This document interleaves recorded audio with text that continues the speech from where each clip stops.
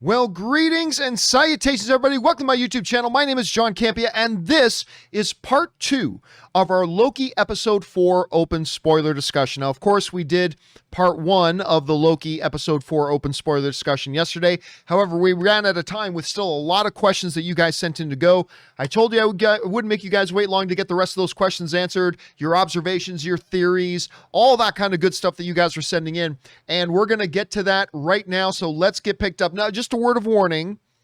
This is, as the title implies, open spoiler. So if you haven't seen Loki episode 4 yet, you might want to come back and make sure you check out part 1 of this review first before coming into part 2. But if you're all good, let's buckle down and get to it here. We're going to start off with A-Rod 2006 who writes, more convinced than ever that Kang is pulling the strings. That, of course, has been a big theory. It is a theory that this episode has only kind of enforced for a lot of people. Maybe he's working with Ravonna. We'll find out. Ismail Montoya writes, John, the way Ravonna Renslayer collects the artifacts in her office resembles the way Kang created Chronopolis from different timelines. I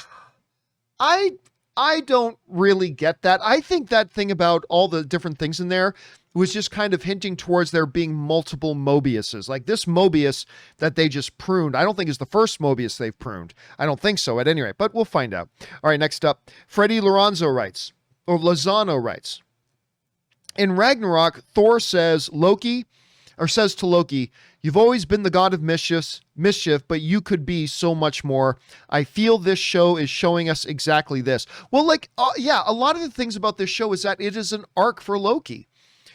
You know, if WandaVision was a show about a young woman desperately trying to deal with her grief, I think Loki is about a misguided, individual who he has been ever since the very first Thor movie, who is finally starting to find his way. And I think that's going to be a big theme running throughout, and we'll see if that's the way it goes. All right, thanks for that, Fred. Fred also writes, I had a life. Maybe I had a jet ski. That was a great line from Owen Wilson there. Hero75 writes, that elevator scene when the head TVA woman, B15, said she could not remember what Sylvie did. Oh, you're talking about Ravonna. When the head TVA woman said that she couldn't remember what Sylvie did to be taken by the TV, it was just brutal. I loved it. Yeah, when she just goes, I don't remember. Like, it's kind of like the ultimate spit in the face saying, you're not important enough for me to remember that. It was brutal. It was a very well delivered line. All right, Leroy Kelly writes, it was Kang all along. I would put money on it now. Majors, that's Jonathan Majors, is coming. I mean, just put 5 on it. Hashtag I got 5 on it. Well, listen, of course, B15 was Ruby in Lovecraft Country. So it only makes sense if her Lovecraft Country co-star, Jonathan Majors, also shows up in this. We know he's going to be playing Kang. And again, a lot of people are finding that their Kang theory is getting stronger right now. All right, John Redcorn writes, over under 5% if we see Mobius variants, not episode.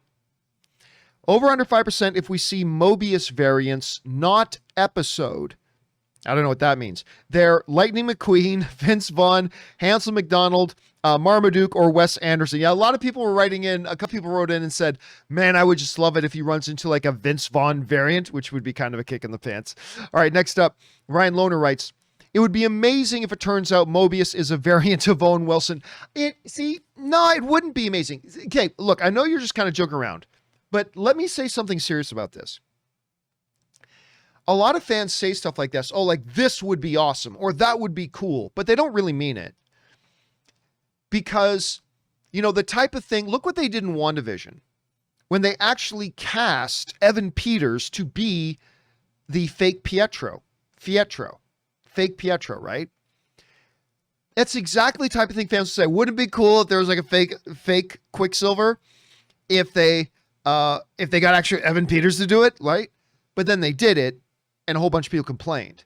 I thought it was brilliant. I still think it was brilliant. And hearing all the cries of people whining about it just makes me even happier. I just thought it was absolutely brilliant of them to do. But it's the kind of thing that a lot of fans will say all the time. Oh, would it be cool if this? They say that, but they don't really want it. And you could start a thing right now. It's like, what if Mobius is a Owen Wilson variant? People would just complain then if they did it. So I don't think they're going to do it, but that's just my take on it. All right, next up. Leroy Kenny writes, also, Wumi Mosaku, who is the woman who plays B-15. is an amazing actress. I cannot wait to see more of her. Dude, if you haven't seen Lovecraft Country and her playing Ruby, go back and watch that. Because I was joking around with Anne, and none of you will get this if you haven't seen Lovecraft Country, but I was joking around with Anne when she was like walking around like bewildered, like something's wrong. I said, why do I feel like I was just a white woman? If you've seen Lovecraft Country, you'll know what I'm talking about. I thought, and she is great. She's incredible. I was really happy when I saw her in this. All right, next up, Hero75 writes, I know it would mess with his death in Endgame, but I want to see Thor's reaction to Loki and Sylvie more so if they are together. Well, listen, with everything going chaos, with, the timelines and what is the TVA and Loki, I really don't know that anything messes with Endgame at this point. It happened in its point in the timeline. If something now is different, something's different. But I don't know that it would mess with the timeline, Hero. All right, next up. Empire Fan 1980 writes, when Owen Wilson comes back, wouldn't be cool... Okay. When Owen Wilson comes back, wouldn't be cool... They was to version... And try this one more time.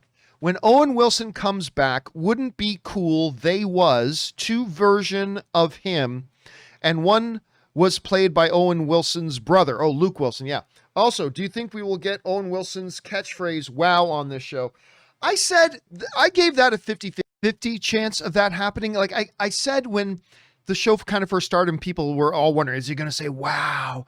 I said, on the one hand, I can see them saying something like, oh, wouldn't it be cool if Owen Wilson says his line? You got to have Owen Wilson say his line. But at the same time, Owen Wilson may very well be like, I'm more than that, and I don't want to do that. So I'm kind of guessing right now they probably won't have him do it. I mean, I don't know. I'm just guessing, though. Let's see if he actually cracks it out there at some point.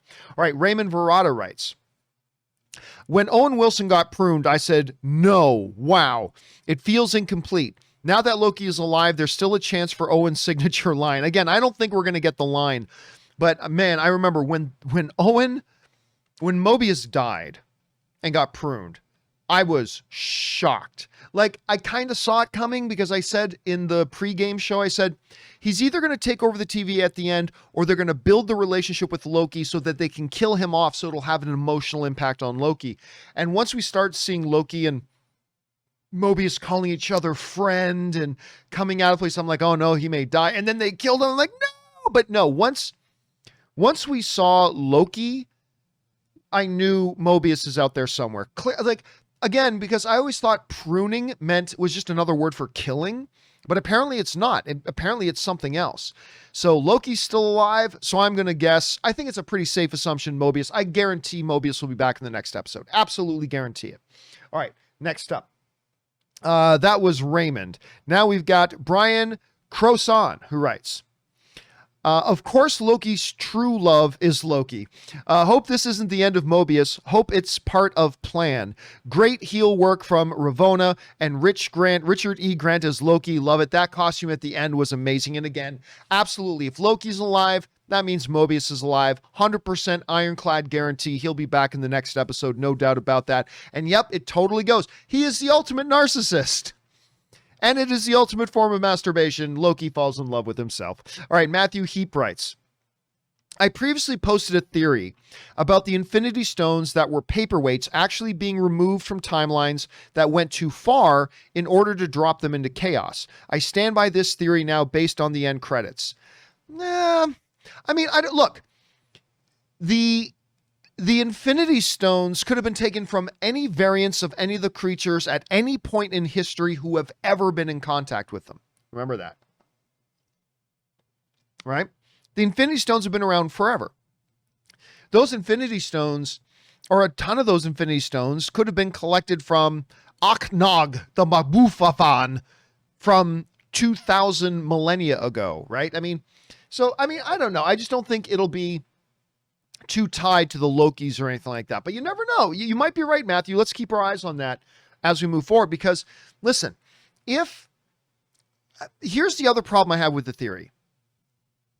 It puts Infinity Stones, again, too much at the center of the conversation. And I think Kevin Feige has shown he's trying to get us past the Infinity Stones. So I don't know. But listen, the Infinity Stones we saw in the flashbacks, Infinity Stones have caused great chaos across the galaxy. Remember, in Guardians of the Galaxy, while they're telling the story of the Infinity Stones in Guardians of the Galaxy, like one being actually took the Power Stone and destroyed and killed an entire planet. Thanos wiped out half the universe. How much chaos needs to be proven for the TVA to get involved? Again, so I don't think the chaos they cause has anything to do with it, Matthew. Because only if they're used in such a way that violates the sacred timeline. And you can have a lot of chaos, and there is a lot of chaos within the timeline itself. But anyway, by the way, I know you super chatted in like $33. Dude, thank you so much for supporting us on that level. And we will find out. Again, I don't think they play that big of a role, but we may find out that you're right all along. Let's see in the last 2 episodes. All right, next up, Empire Fan 1980 writes, it was nice to see Lady Sif again. She's been gone a long time. Yeah, we haven't seen Lady Sif since, that awful Agents of S.H.I.E.L.D. show. Listen, I'm a big fan of Jamie Alexander. I would love to see Lady Sif pop up in Thor Love and Thunder. I doubt that she will, but having her pop up in this made my heart feel nice and warm, Empire Fan. I'm not going to lie. All right, Raymond Verada writes, I thought that Matt Damon, Dogma, and his Asgardian actor persona, and Richard Grieco from DVD movie Almighty Thor should join the Lokis, LOL. Again, probably would have been going a little bit too far, but I mean, listen, Matt Damon is, and that actor persona character of his is, part of canon. So it wouldn't have been the craziest thing for him to pop up there, Raymond. All right, David Ullman writes, it seems your theory about Loki telling Mobius the truth was shot down. Also, I do hope B-15 survived. I don't think that she was killed. I don't think she was killed either. And by the way, I didn't have a theory. Like I said, it's going to go one of 2 ways. He either tells him, or it's one of those things where he sees him so happy that he just decides not to tell him. It's not like I was bought into that at any point. I just put that out there as one of the options to consider. That's all. All right, Dylan Schmoll writes, what is the TVA's goal? Why are they kidnapping people for staffing?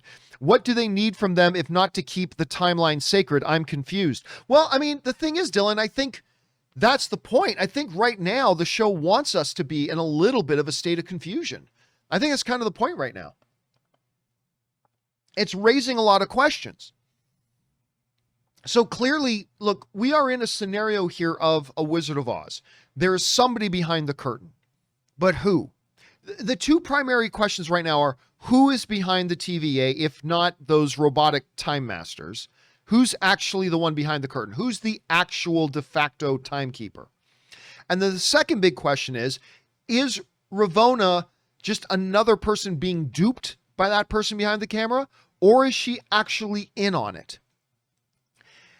We're all starting to believe she's in on it, but there's still a possibility that maybe she's not. So these are the big questions, Dylan. So don't feel bad if you're a little bit confused, because I think at this point in the show, we're supposed to have these questions. I think we're supposed to be a little bit confused right now, and that's a good thing. So don't feel bad about that. All right, next up, Fanblaze71 writes, who do you think was controlling the timekeepers? No clue. I have absolutely no theory. Obviously, the big theory out there is Kang. We'll see if that's true. I knew something was up because when we saw them, I thought the CGI looked really weird for Marvel. Honestly, I didn't think it looked all that weird. I thought that might just be the way these creatures look. I mean, obviously, we knew they could be fakes, but I thought they did a good job. If it turned out they weren't fakes, I wouldn't have second guessed it myself. But obviously, again, I think the 2 main theories, the 2 main possibilities about who's behind this whole thing are 1, Kang the Conqueror, 2, another Loki variant, or 3, somebody we haven't considered at all yet. I think, so there's the 2 main ones, but we also have to we have to have an understanding that could be a third of somebody we're not even considering yet. And please, nobody say Mephisto. But we'll find out soon. All right, J Meister 25 writes, first, I thought, wow, that's horrible CGI. Oh, it's fake. What I appreciate about this show is it's a constant tug of war of who's lying and what's real. True. And that's the thing. Like, a show like this wants to keep us as the audience on our toes. You don't want, the worst thing a show like this could be is predictable. Well, no, I take that back. The worst thing a show like this could be is boring. The second worst thing you could be is predictable, which would lead to it being boring. So I suppose they're sort of connected in that way. But yeah, it's keeping us on our toes, and that's what it needs to do. All right, Fanblaze71 writes, in an earlier episode, we saw Mobius forget about the rings on the table. How likely do you think it is he's in his own place like Loki is? Oh, I completely think that now. I completely believe. Now, they may say something else later on in the final 2 episodes, but I completely believe. Remember, my theory was, I bet there are multiple clones of Mobius running around. So when he says, hey, who gave you that snow globe? I bet another Mobius did. It's like, oh, I just already saw the rings on the table. And she's like, you put them there, but he didn't remember doing that? I thought, oh, it's another Mobius. She's got another Agent Mobius. Well, now what we know is it was another variant Mobius. This Mobius is not the first Mobius variant they've had. And I think it is, right now, Fanblaze, I think is extremely likely that those rings on the table came from a former Mobius or another Mobius variant. So that's my guess right now. We'll see if we're right or wrong later on. All right, Gnome writes, the episode was absolutely great. Easily the best episode of the series. I'm kind of leaning there myself. And maybe even the best till now from all the MCU episodes. Cheers from Israel. I don't know that I would say it's the best episode of all the Marvel Disney Plus shows yet. I'm not ready to go there. I am ready to say I think it's the best episode of the series so far. Which is tough because episodes 1 and 2 were awesome. Episode 3 I thought was bad, but episode 4, yeah, I think you're probably right. I think I've come along and I agree with you now. I think it is probably the best of the series so far. Fred Lozano writes, I saw the post-credit scene and immediately thought it will be a sad day when Lord Feige retires. That man's ability to produce quality is incredible. Yep, it is. And the day's coming. And by the way, I don't think Kevin Feige is not going to be running Marvel till the day he retires. He's got ladders to climb. He's got big ladders to climb. He will leave Marvel at some point to climb the next mountain, right? To face the next challenge. There's nothing left for him to, I'm not going to be surprised if he leaves very soon because there's nothing left for him to accomplish. He's done it all. Hell, he's even had one of his movies a comic book movie become nominated for Best Picture at the Academy Awards. He's broken box office records. He by far has the most successful financially film franchise of all time. There's nothing left for him to do. Right now, I think he's just doing it for fun. But at some point, a Warner Brothers, a Paramount, a Sony, you name it, a Universal, somebody is going to come knocking and say, how about just instead of being, president of Marvel, how would you like to be the chairman of Warner Brothers? Like 3x time the power and responsibility and the ability to create new things and meet new challenges. It's not going to be long. And when they do, and Kevin Feige's like, I have done everything I could have dreamed about doing here at Marvel, I think he's going to move on. I do.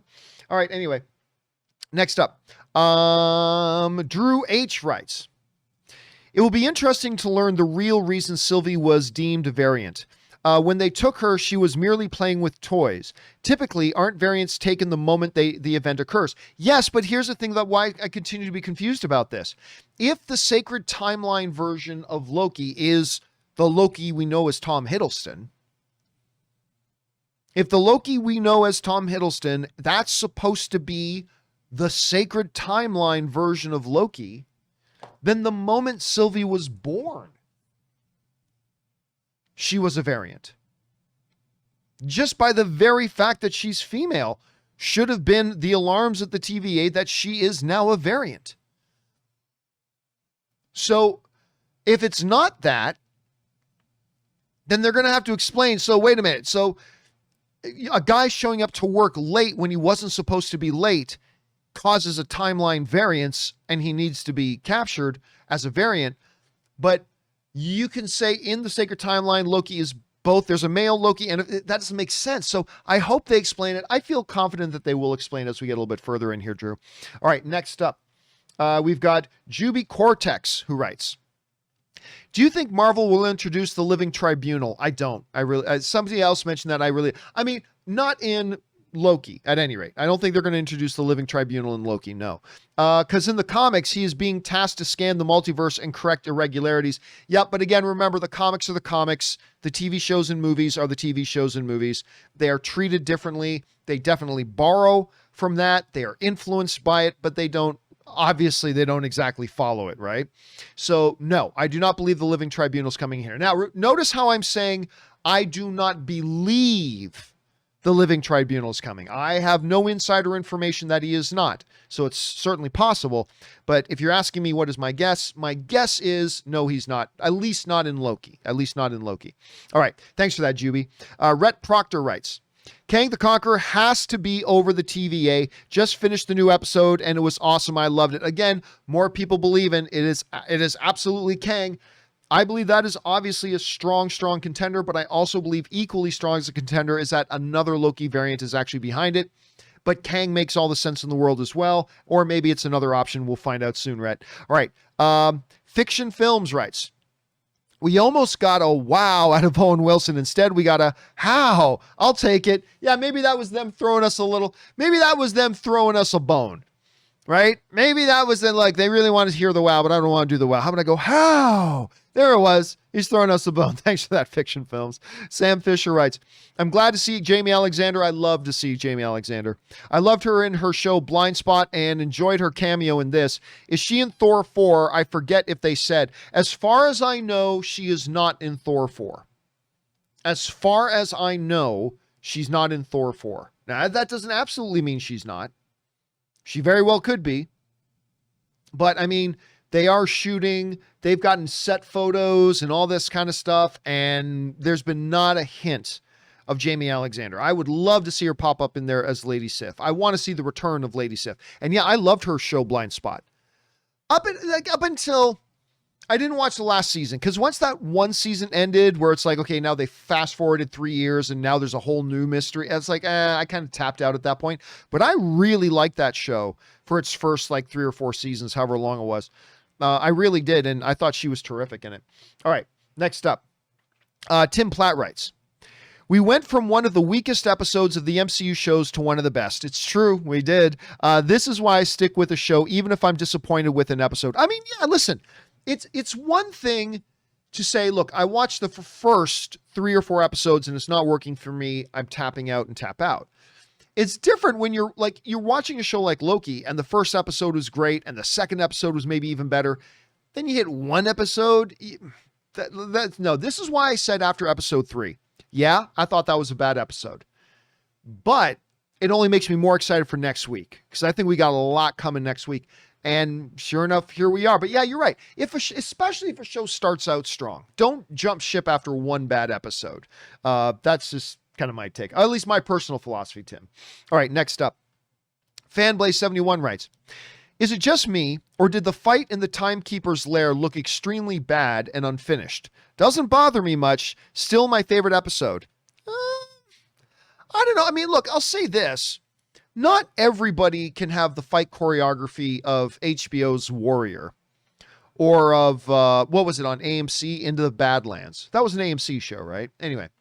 Not everything can have that kind of fight choreography. And the fight choreography hasn't been the best in Loki, but we're not watching Loki the way we watch Warrior or Gangs of London or Into the Badlands, right? I thought the fight scene was perfectly fine. It was perfectly fine. It's not like, whoa. Oh, I will say this, though. I think the first time Lady Sif punches Loki, that was like the fakest of fake punches I had ever seen. But as far as the fight in the throne room, I thought it was perfectly passable. Perfectly passable. But was it great? No. The fight sequences in all the show so far, in the entire 4-part series so far, hasn't been very great. All right. Casey McNatt writes, well, add another android on Sam Wilson's list of aliens, wizards, and androids. Yep. Now, granted, these ones, I wouldn't call them androids. I think they were just more advanced puppets. But I think Sam would agree with you and probably put that one on his list, Casey. Alec McVeigh writes, Oh, and tips in like a $25 super chat. Thank you, Alec. Appreciate that very much, man. Who writes in, are we to assume that all of the branches that Sylvie created at the end of episode 2 have all been reset? I think so. Seems strange that it was such a big deal and they resolved it off camera. Love the episode regardless. But here's the thing, Alec. Now, unless we find out otherwise, unless the show says otherwise in the final 2 episodes, I personally thought it was abundantly clear. The point of all those charges was to force all the Minutemen to leave the TVA. It was just a big distraction. Sylvie sent all those charges out because remember, that's how the episode ended. The charges were going off and all the Minutemen are scrambling to go through their portals, and you hear the voice over the intercom, protect the timeline, and they're all leaving the TVA. The whole point was Sylvie was trying to empty out the TVA as much as possible so she could infiltrate the base, go find the timekeepers, and knock off the timekeepers. At least that's, so it seems to, I thought it was plain and simple. It's a distraction. It was a big, huge distraction. And an effective one because it worked. So yes, my assumption is that all the TVA agents, all the Minutemen were able in a quick enough fashion, they're very good at their jobs, to get out there, neutralize each of the situations, and bring calm to the scenario.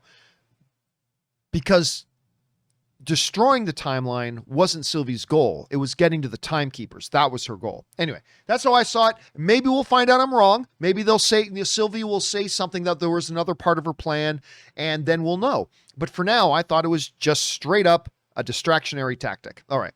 Thanks for writing that in, Alec. Appreciate it. And thank you for the support, dude. I appreciate it very much. All right, next up. Austin Alberto writes, after seeing all the Lokis during the post-credit, it had me thinking, could Marvel introduce Beta Ray Bill as a Thor from another timeline? Well, I mean, could they?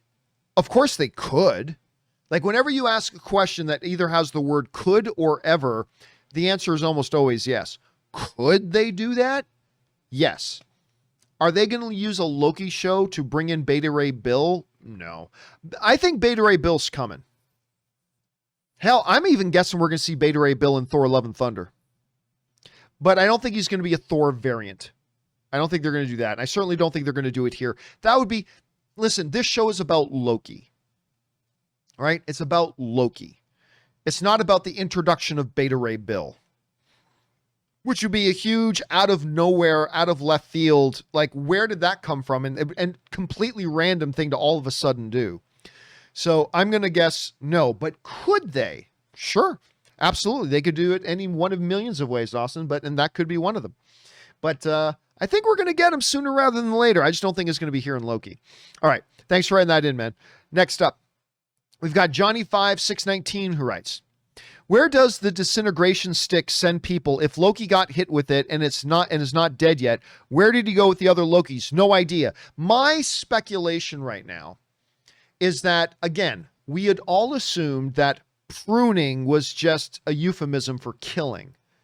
But I don't think that's the case. I think these sticks specifically send them somewhere, kind of a time limbo, if you will. A time purgatory. That's my guess. Now listen, we're trying to base a theory off of like a 20-second post-credit scene that really didn't give us any information. So we will obviously find out much more, I think, like in the first 5 minutes. Like in the first 5 minutes of the next episode. And then they will clear that up. But yeah, you, me, and a million other people, Johnny, are asking that exact question right now. We're probably going to, but my guess is some kind of time limbo or purgatory that it sends them to. We'll find out. All right, next up. Stephen Oliver writes, so if everyone in the TVA is a variant, wouldn't the hunters and agents remember that their new coworkers were not created by the timekeepers? Happy Canada Day from the Big Nickel, Sudbury, Ontario. Well, thanks for writing that in, Stephen. And no, not necessarily. All they have to do is say, oh, this new coworker is a new creation of the timekeepers. It's just simple as that. There's nothing like, because if you believe that the timekeepers created your workforce, then is it unbelievable at all to think that as your numbers dwindled, they created more to replace them? Yeah. So if you buy into that, if you work at the TVA and you buy into that mythology, then it's really not a tough one to swallow, right? Well, they created me, so now they just created the new guy, Jeff. You know, they created Jeff. Oh, hey, Jeff. Hi, I'm new here. I'm Jeff. Well, good to have you here, Jeff. Welcome to the TVA and happy Timekeeper Creation Day. Oh, thank you so much. Today I am 1 day old. You know, it would just kind of be that simple. It would just be that simple. All right. Thanks for writing that in, Steven. Appreciate it, man. All right. Next up, Ben Rayner writes, happy to get Lady Sif. I say Lady Giff. Oh, Sif. Happy to get Lady Sif kind of back. Nice reminder that she's coming back in Thor 4. Man, I've missed Sif. Again, I'm not aware of her coming back in Thor 4. Like, you're saying getting her back in Thor 4, but I don't actually know if that's true. Hold on a second. Let me check to see if that's true. Okay, I don't know if it means anything, but I am telling you, not too long ago, I looked up Thor Love and Thunder's IMDb, and Jamie Alexander wasn't there. Now, that was a while ago, but I've gone there now, and now she is listed on Thor Love and Thunder. So, hopefully, that means maybe she is in Thor Love and Thunder. She's listed. I mean, IMDb is not always accurate for movies that haven't come out yet.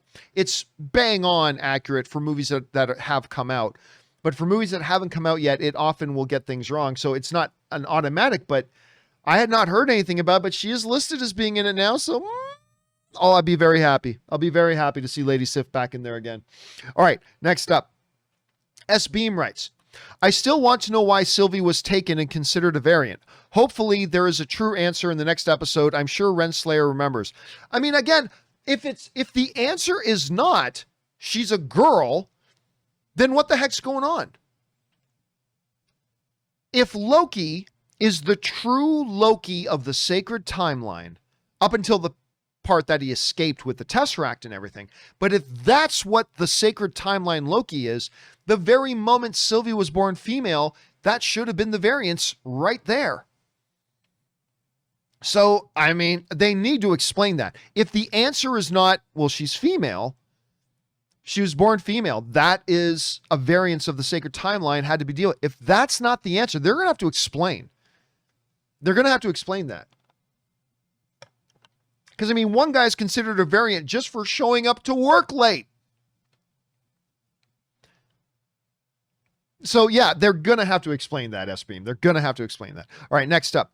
Kaylin, the Alias writes, the scene some people thought was Black Widow in the trailers was in this episode. I have no idea what we're talking about there, Kaylin. So I have no idea what we're talking about.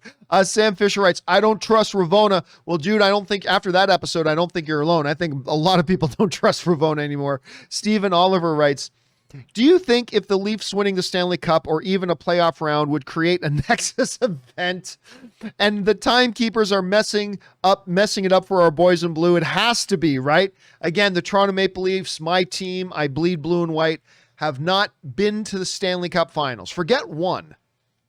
They haven't been to the Stanley Cup Finals the entire time I've been alive. Think about that. The entire time I've drawn breath on this earth, the Toronto Maple Leafs have never been to the Stanley Cup Finals. Hell, they haven't even won a playoff series in 18 years. It's got to be the timekeepers, Steven. It's got to be those damn timekeepers. All right. Purple Haze 4564 writes, okay, so now that we know that the timekeepers are frauds, well, machines, is it safe to say maybe Kang the Conqueror killed them, or they're somewhere else, or maybe they've been dead? Listen, I'll go one step further than that, Purple Haze. It's a possibility they never existed in the first place. Listen, nobody knows about the timekeepers except the TVA, but the TVA believes the timekeepers created them. But now we know that the timekeepers never created the TVA, which means probably everything they think is false. I mean, yeah, it's possible that there were timekeepers and either Kang or a Loki variant or something else killed them off and created the animatronics to continue the illusion. But what is probably even more probable is that there were never timekeepers in the first place. That the entire TVA was set up as a lie. And the front men of the lie, the face of this lie, was the timekeepers, these made-up creatures, these made-up individuals. So it could be that there were timekeepers that were later killed, or that they're just never. I'm right now honestly leaning towards there never were timekeepers in the first place. That's which way I'm leaning, that there were never even timekeepers in the first place. But we will find out. I think we're actually going to get that answer in the next episode. I don't even think they're going to wait till episode 6. I think we're going to get it in the next episode. Thanks for that, Purple Haze. Next up, Run Boy Productions writes, I just finished the show and what now? Will there be a Loki war? I don't think there will be a Loki war. But man, I said in part 1 of our spoiler review that they don't need to do this, but how cool would it be if like a legion, a battalion of Lokis went and assaulted the TVA? That'd be pretty badass. I don't think we're going to get a Loki war, but you never know. I mean, depends. Is this President Loki going to be out to get our Loki? I mean, I don't know, but the possibilities are endless right now, Run Boy. The possibilities are endless. All right, next up, The Lone Cinematographer writes, I love almost everything about the show so far, but damn, something about the score and cinematography is so damn perfect. It's truly beautiful. Listen, we've been talking a lot ever since WandaVision, and then it continued in with Falcon and the Winter Soldier, and now even more so in Loki. The MCU is really upping its game with this score. So I don't know if they're just getting a new, fresh batch of composers or whatever, but their soundtrack, the score, which is different from the soundtrack, the scoring of these shows has been right on point, like much better than traditional MCU stuff. So it's been really good. So I agree with you, Lone Cinematography. All right. Mad1306 writes, 2 Lokis cause a Nexus event, why they couldn't leave them on that planet. That's why they wanted to know how that happened. Yeah, again, because of course we all know now, why did the TVA go and rescue the Lokis? They could have just left them on that planet to just blow up and die, and that would end the problem. No more problem. Somebody wrote in during part 1 of the spoiler discussion, I believe it was Marie Seifring who said that what if the Nexus event that was being caused on Letnus was the fact that they're not supposed to die on that planet. And so as the meteors became closer and closer to the planet, the Nexus event got higher and higher and higher because they're not supposed to die there. That's a possibility. Well, hopefully we'll get to hear Mobius explain that a little bit more as we move forward, but that's a good point of view on that one, Mad. All right, next up. Soul Brother Mark writes, I felt bad after seeing Loki get pruned, but before the end credits scene, I remembered we haven't seen the Vote Loki scene, so I knew he'd be back. Well, here's the thing, though. I thought about that, too, but that could just be, and it may very well be, just another Loki variant. Right? Remember, Loki wakes up in the post-credits scene in a destroyed New York, surrounded by a few other Loki variants. It could very well be that this President Loki is just another Loki variant who's there in that town. That might not be our Loki. It might be, but it might not be. So I don't think we can jump to any conclusions yet, Soul Brother Mark. Not quite yet. Let's see where they go with it. Thanks for writing that in, man. Next up, Garrett Couch writes, if a guy's kicked in the pills even once, it's on the floor in the fetal position. Stay down, man. Yeah, I know. Watching Loki. First of all, not only is he getting kneed in the balls, he's getting kneed in the balls by one of the fiercest Asgardian warriors in the galaxy, Lady Sif. Over and over and over again.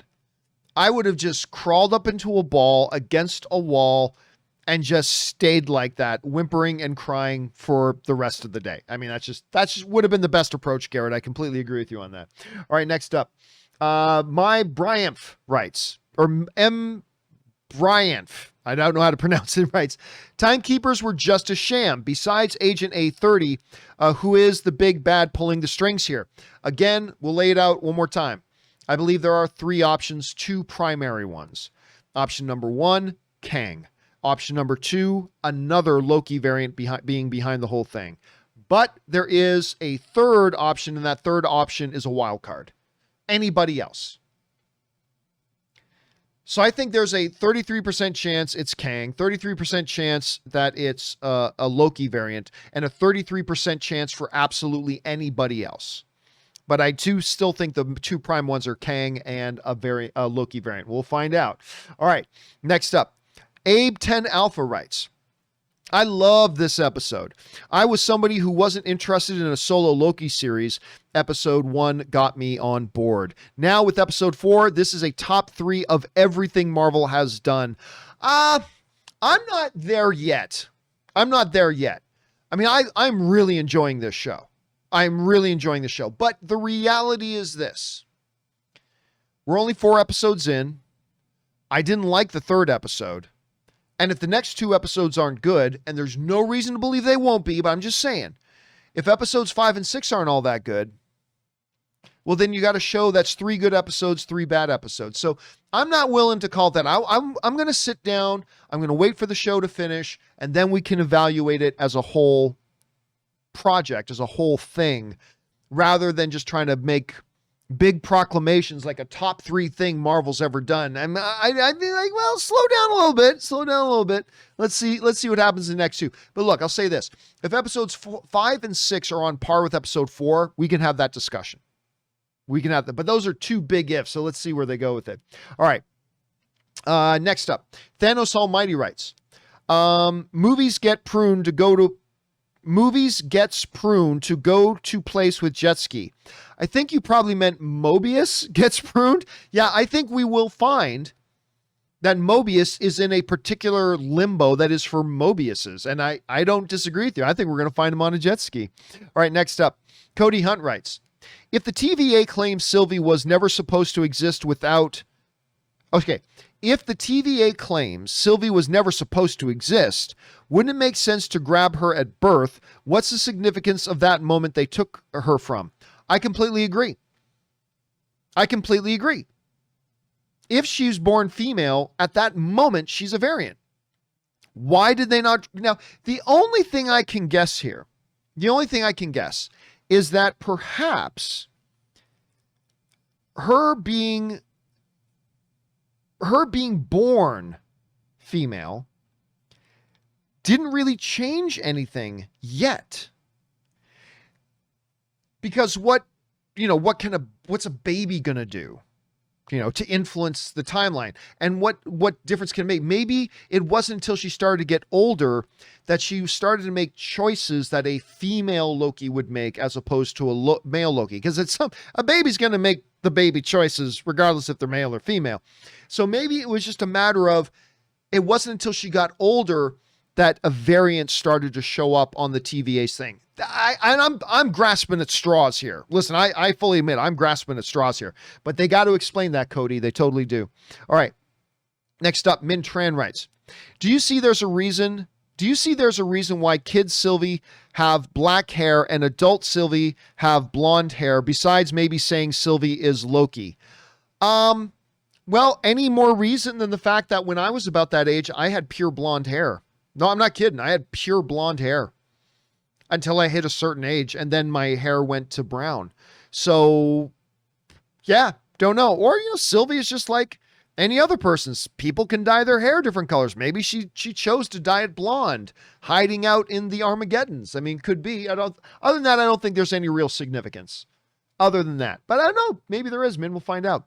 All right, next up. Critty Chaplot writes, they could have easily done the Hunter B-15 and C-20 reveal last week. Absolutely, they could have. Today could have been just about Sylvie's backstory, Renslayer, and the Timekeeper scene. Yeah, look, again, it goes back to my big criticism of episode 3. Nothing happened. They had that one quick throwaway reveal that wasn't even done as a part of the narrative. TVA agents are variants. It's like, that didn't even get revealed as a part of storytelling. It was just kind of dropped on a random conversation. And again, the rest of the episode, they used to kind of show a bond developing between Loki and Sylvie. But why couldn't you have done 8 other things too while you were doing that? Listen, they have been able to develop a bond between Mobius and Loki while also doing 8 or 9 or 10 or 11 other things. We see the bond develop as story is being told. Episode 3 was just like, well, we don't actually have any story to tell here, so let's just have them sitting across the table and manufacture a bond. Whereas with Mobius and Loki, it was actually being done while they were solving mysteries. They were traveling. They were trying to get to the bottom of things. All these things are happening. They could have done that with episode 3 as well. So people coming to me to try to make excuses for episode 3 saying, but we had to see the bond growing between Sylvie and Loki. Yeah, you could have done that and 10 other things at the same time. You could have done that effectively while throwing in other things as well, or having them actually trying to do something. But they didn't. Anyway, it's just the gloriousness of episode 4 just makes me even more frustrated with episode 3, actually. Anyway, Dylan Schmoll writes, Doctor Strange is Ms. Minutes. Wouldn't that be a wild, wild twist? All right, next up. Nemuel Major writes, they would have died, but Mobius says that they magnified the Nexus threshold. That one should be setting off alarms if someone steps on the wrong leaf. Yeah, but again, it's like, other than the theory that one of the viewers sent in the other day, that the Nexus was actually the fact that they aren't supposed to die on that planet. Anything else going on that planet should not be causing any Nexus at all, because the entire planet's about to be destroyed. Nothing that was going on that planet should have mattered at all. Nothing. No Nexus event should have been going off because the entire planet was about to be destroyed. It wasn't going to affect the timeline in any way, shape, or form. So I hope they come back to that and explain why was a Nexus event going off when that planet was just about to be destroyed. Unless, again, as one of our other, I think it was Marie who wrote in to say, what if them dying on that planet was in and of itself a massive variance, because that's not supposed to happen. So I don't know, but we'll have to see. But they need to address it, Nemuel. They need to address it. All right.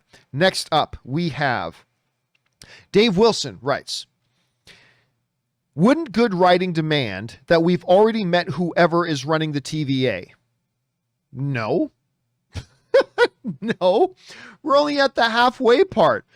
Who is running the TVA is one of the primary mysteries of this show. That's like saying, okay, we're 45 minutes into Knives Out. Wouldn't good writing mean we should know who the murderer is already? No. You know, watching Sixth Sense here, if this was good writing, we would know that Bruce Willis was dead all along 45 minutes into the movie. No. Who is behind the TVA is clearly one of the primary mysteries of the show.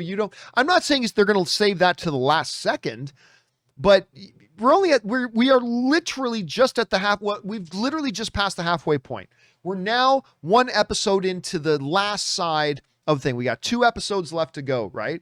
So no, I disagree with you on that, Dave. I disagree with you on that assessment.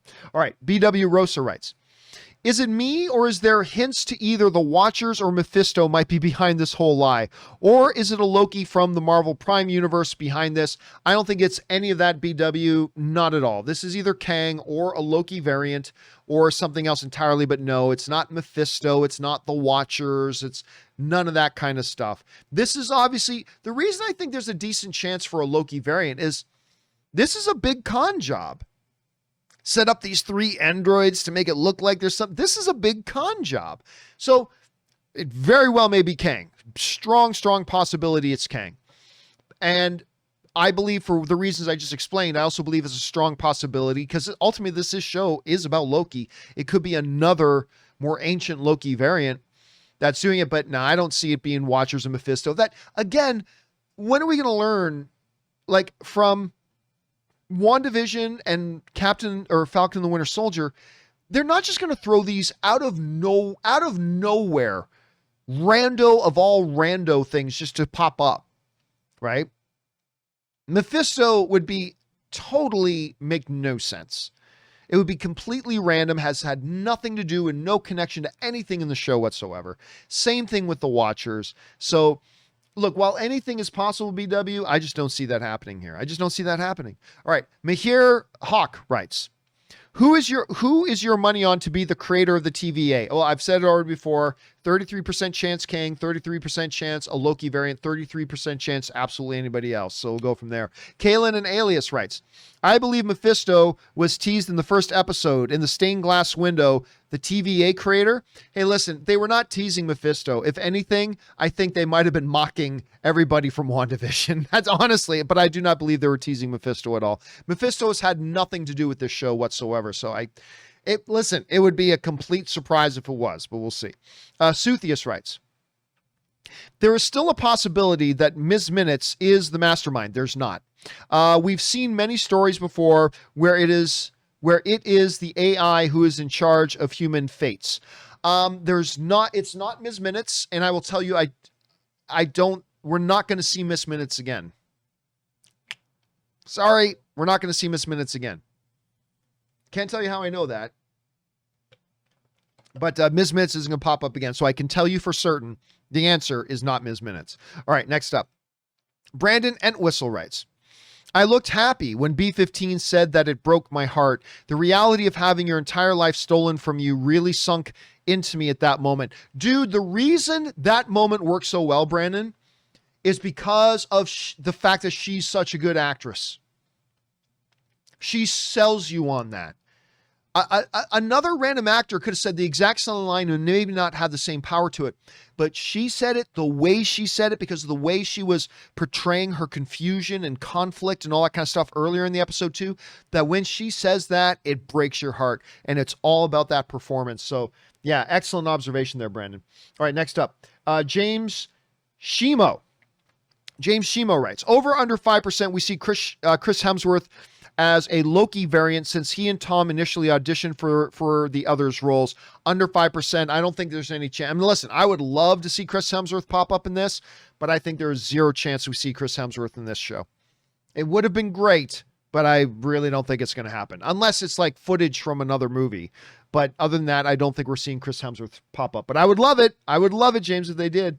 BW Rosa writes, over and under. The one behind the whole TVA lie is 1 Kang, again 33%, 2 The Watchers, 0, 3 Mephisto, 0, 4 Galactus, 0, or 5 a Loki from a Primeverse, not that either. It would just be another variant. It would just be another Loki variant. So I think it's either Loki variant, Kang,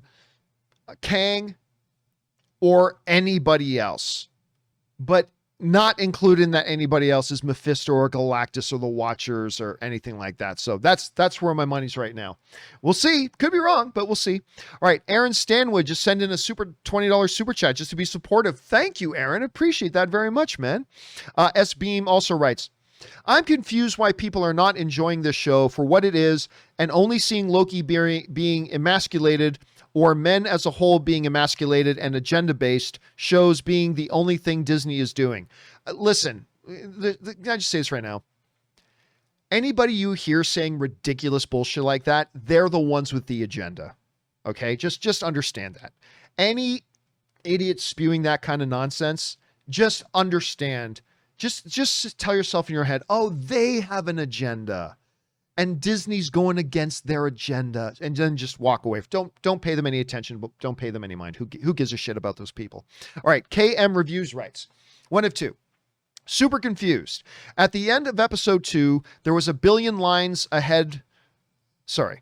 At the end of episode 2, there was a billion lines headed for the red lines. Tons of Nexus events seconds away from irreversibility. Yet this episode, the timeline was fine. But even on an apocalypse, they were causing a spike, huh? But overall, this episode was amazing. Again, going back to what we addressed a little bit earlier in this, is the fact that you just got to understand this is all. That whole thing was just a distraction.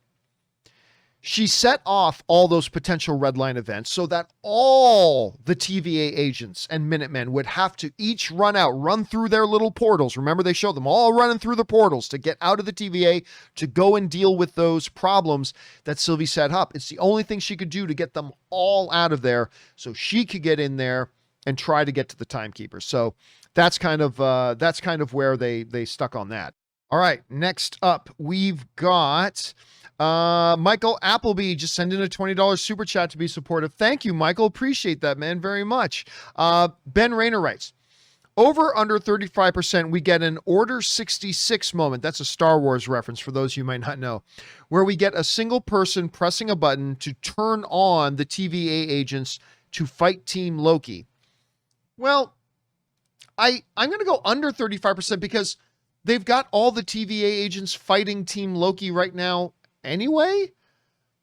Like it's not like Team Loki is an ally of the TVA and they're all friends and buddies. The whole TVA is after the Lokis right now, pretty hardcore. So I'm going to have to go on the under the 35% on that one, Ben. I mean, I don't know. We could get something similar to it, but since they're all already after them, I don't see what the point of an Order 66 kind of moment would be. But we'll see. We'll see. All right. Two Colored Gamer writes, Loki's face when Mobius was pruned shattered me. Yeah, I mean, like, it's really the first character, even before Sylvie, that, and obviously his brother Thor and his father, but it's the first like character outside of his family that we've seen him have a general affection for. And yeah, that look on his face when that finally made a real friend. And then just like that, it was taken away from him. It was gutting, man. It was absolutely shattering that they did that. All right. BW Rosa writes, TVA, the creator, knows Sylvie can unlock memories. Maybe, but remember the TVA goes back long before Sylvie. So I don't know. That's a possibility. We'll find out. All right. Suthius writes, even Mobius seems surprised about the Nexus event starting from Loki and Sylvie. It could just be the case of this sort of thing is a first-time event. I mean, yeah, but again, I mean, there's something so significant. Look, all I'm going to say is this. The episode was fantastic, yes, but they are going to have to get back to this, and they are going to have to explain why any Nexus event was occurring when that entire planet and everybody on it, including the two Lokis, were about to die. It shouldn't have created any Nexus event at all. Unless, as Marie pointed out, they weren't supposed to die there. So they're going to have to come back to this, Suthius. They got to come back to this and account for it and explain why is that happening here. So maybe that's just one of those things we're supposed to be wondering right now. All right, Cam K writes, Loki falling for Sylvie could have resulted in them combining their magic together to save them from Lamentus. If the TVA did not interfere, it did not interfere Nexus event. I don't know. It seemed like they had both kind of given up. I mean, they were literally in their last seconds, right? It's not like they were working on combining their power or anything like that. Like, I'm not rejecting what you're saying, Cam, because maybe there is something to that. I'm just saying, if that's the case, it didn't play out well because they were literally seconds away from dying until the TVA got them at the last second. So I don't know. Maybe, man. Maybe we'll find out. Maybe the two can combine into one like Mega Voltron Loki, and they become like one. I don't know. Maybe we'll see. All right. Juno Faulkner writes, so if Ravonna Renslayer is a variant 2, which we're assuming, but we don't know for sure. Anyway, is a variant 2. I wonder why she doesn't have the same feelings that the other TVA agents have when they discover their variants. Well, there's a couple of ways of looking at that. Number one, it is possible Renslayer herself is not a variant. I don't know that that's the truth. I'm just saying there's a possibility. Secondly, she doesn't buy it. Maybe she doesn't buy it that they're variants. Third, she knows all the rest of them are variants, but she herself is not. I mean, all I'm saying is it does raise questions. Absolutely, Juno. You're absolutely right about that. But I'm just saying there are multiple possibilities as to why it didn't seem to shake her as much. I mean, she may have known about this for 1,000 years. She may have known about this forever. This may not be a new thing to her. It's maybe something she is aware of, but just has never shared with anybody else.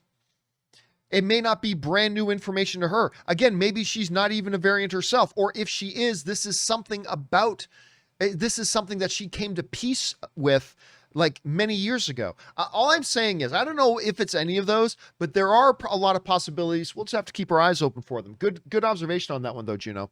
Next up, Sam Fisher writes, there was a line in Mobius and Loki's dialogue that made it seem like they've known each other for months, but it's only been a day or so, right? Honestly, I don't know how long it's been. I really don't. I mean, for all I know, study all these cases, that could have taken 6 months. I've never had a really good grasp on the passage of time in this Loki series so far. And I think that's possibly on purpose. And then it goes back all the way. Remember in episode 1 when Mobius says the time passes differently here in the TVA. So, I mean, I really don't know.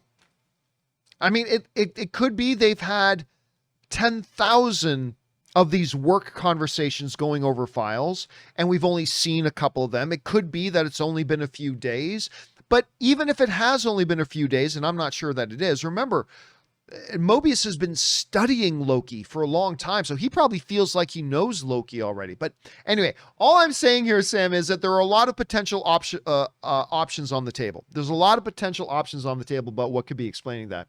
All right. Christina Garcia just sends in a super chat badge to be supportive. Thank you, Christina. Kaylin the Alias writes, X-Men Apocalypse as a climactic Nexus event would be a great intro for them. No, I don't agree with that. I don't agree with that. I just think because they use the word apocalypse does not mean the mutant apocalypse is coming in there.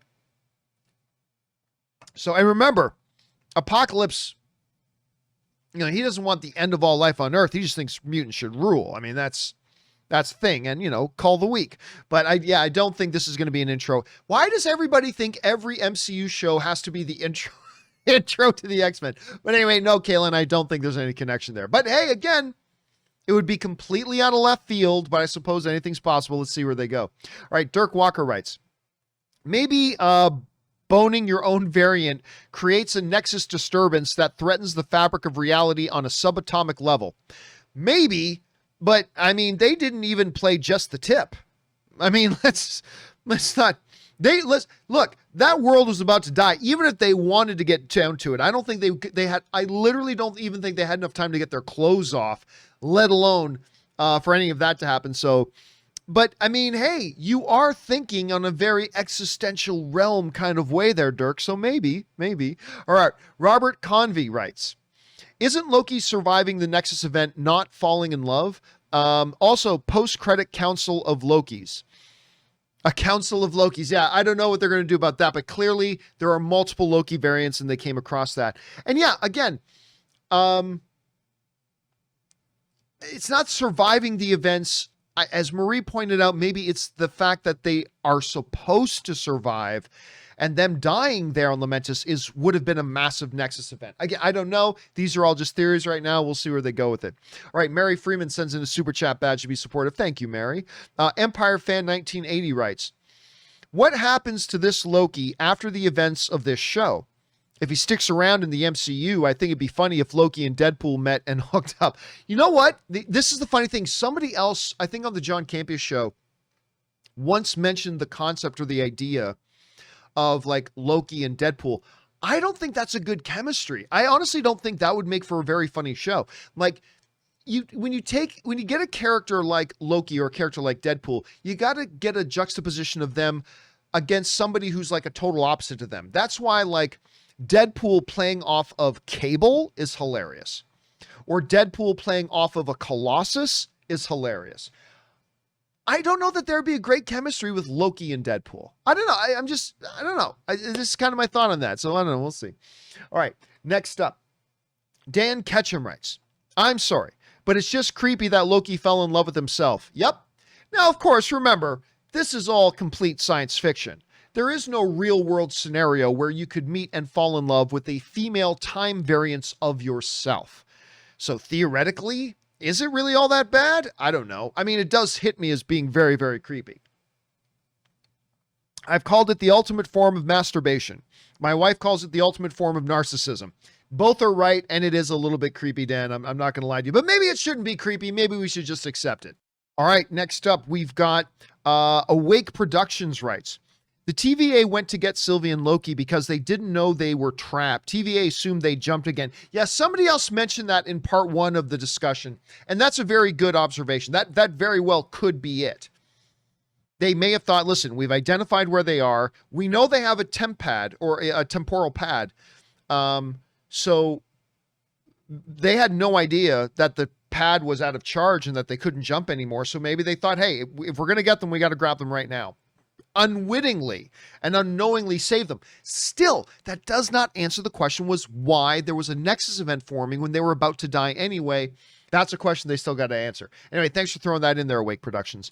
Next up, Zachary Jones writes, have you noticed that the TVA city has the same orange tint as the city in the Quantum Realm in Ant-Man? No. I really don't think this is Quantum Realm stuff. I mean, look, it's possible that we're dealing with Kang and this is all in the Quantum Realm. And I mean, I suppose that's all possible. I don't think it explains them having video footage of all of Loki's life or written records of everything Loki has said. So I'm guessing it's not Quantum Realm, but it very well, I mean, it's one of the things on the table. It is absolutely one of the things on the table. I don't think that's what it is, but it's one of the things on the table. All right, Mark D writes, hey, John, greetings from Toronto-ish. I've lived all around Toronto-ish. Love the show. I'm noticing this series is doing some decent foreshadowing, and I keep thinking back to Loki and Pompeii. And you never put in a part 2. Okay, maybe that's part of it. Maybe it is a part of Pompeii. How it's connected, I'm not sure. We'll see if we stumble across your part 2. Clearly, you weren't ready to put them both in at the same time. All right, next up. Rhett Proctor writes, I could see Barry Allen getting caught by the TVA for screwing up the timeline by creating Flashpoint, unless his jumping around back and forth in time and causing Flashpoint was actually supposed to happen in the sacred timeline, right? See what we did there? Maybe yes, maybe no. All right, Ginger Sky writes, I was very touched when Loki was about to say he loved Sylvie. I'm not sure that's what he was going to say. I mean, he literally had one day with her. Right? On a train. I don't know if he's about to say he loved her, but anyway. But are we going to forget that she lured and killed all those Minutemen? I brought that up the other day. Sylvie could have, she just straight up wanted to murder those people. Like at the end of episode 1, she specifically and purposely, instead of luring them into the trap, capturing them and taking their time charges, which is what she was really after, the temp pads and time charges, or incapacitating them, she literally lured them into a field that she had pre-soaked with oil, like very, very Braveheart of her. Very, very Braveheart of her. That she lured them into a field with oil to burn them alive. Like not even a quick cut off their heads or something. They died in absolute agony. Screaming pain and agony as they literally burned to death. It was horrific. Like you go back to that episode 1 ending. That was horrifying. And I just think people are over this. She's not just some sweetness. I mean, we can't just overlook this stuff anymore. We can't forget that happened because that was really, really terrifying. Anyway, Unjustified Gaming writes, 1, I don't know. I have a feeling that variant Loki, I call pure evil Loki, is residing over the TVA acting as Kang's herald because he deciphered the illusion. Is there a part 2 to that? 2. 2 of I don't know. Loki's obviously have some characteristic about them that makes them the epitome of danger for a facade like the TVA attempting to instill order. I think Kang, with his knowledge of the timeline, understands this, and in hand rewarded Icole with the power of running the TVA. That's why when Loki gets pruned, he goes to a realm where Loki won the Battle of New York. If Loki was going to be charged with the exterminating Lokis, what's better? What's better place to rest than a dimension where Loki won in New York, the most pivotal moment of his history? Loki could never just kill himself. It's his heaven. On top of that, Loki alluded to the TVA being an illusion for the week in the first episode, then later admitted that he was the illusion. Amazing episode. Oh yeah, that's the one that started it all, man. Like that part, that whole speech, that speech was the thing that got me completely on board with Loki in that first episode. You know, it's an illusion created by the weak to instill fear, to whatever it is, to create an illusion of control. That whole self-aware speech he did, I immediately knew I loved this show. I would completely look forward to more episodes. So, yeah, now, I've been saying that there are two options. One, that it's Kang. Two, that it's a Loki variant. The concept that it could be a Loki variant as a herald or crony of Kang, it's an interesting theory. That's an interesting theory. The only thing that gives me pause to buying into the theory, though, is the very fact that I don't see Loki, especially power-hungry Loki, being willing to be anybody's henchman. I don't know that he'd be willing to be anybody's crony or anybody's henchman. Now, me saying that, you could very well respond by saying, but John, look at the first Avengers movie. He was more than happy to be a crony for Thanos. True.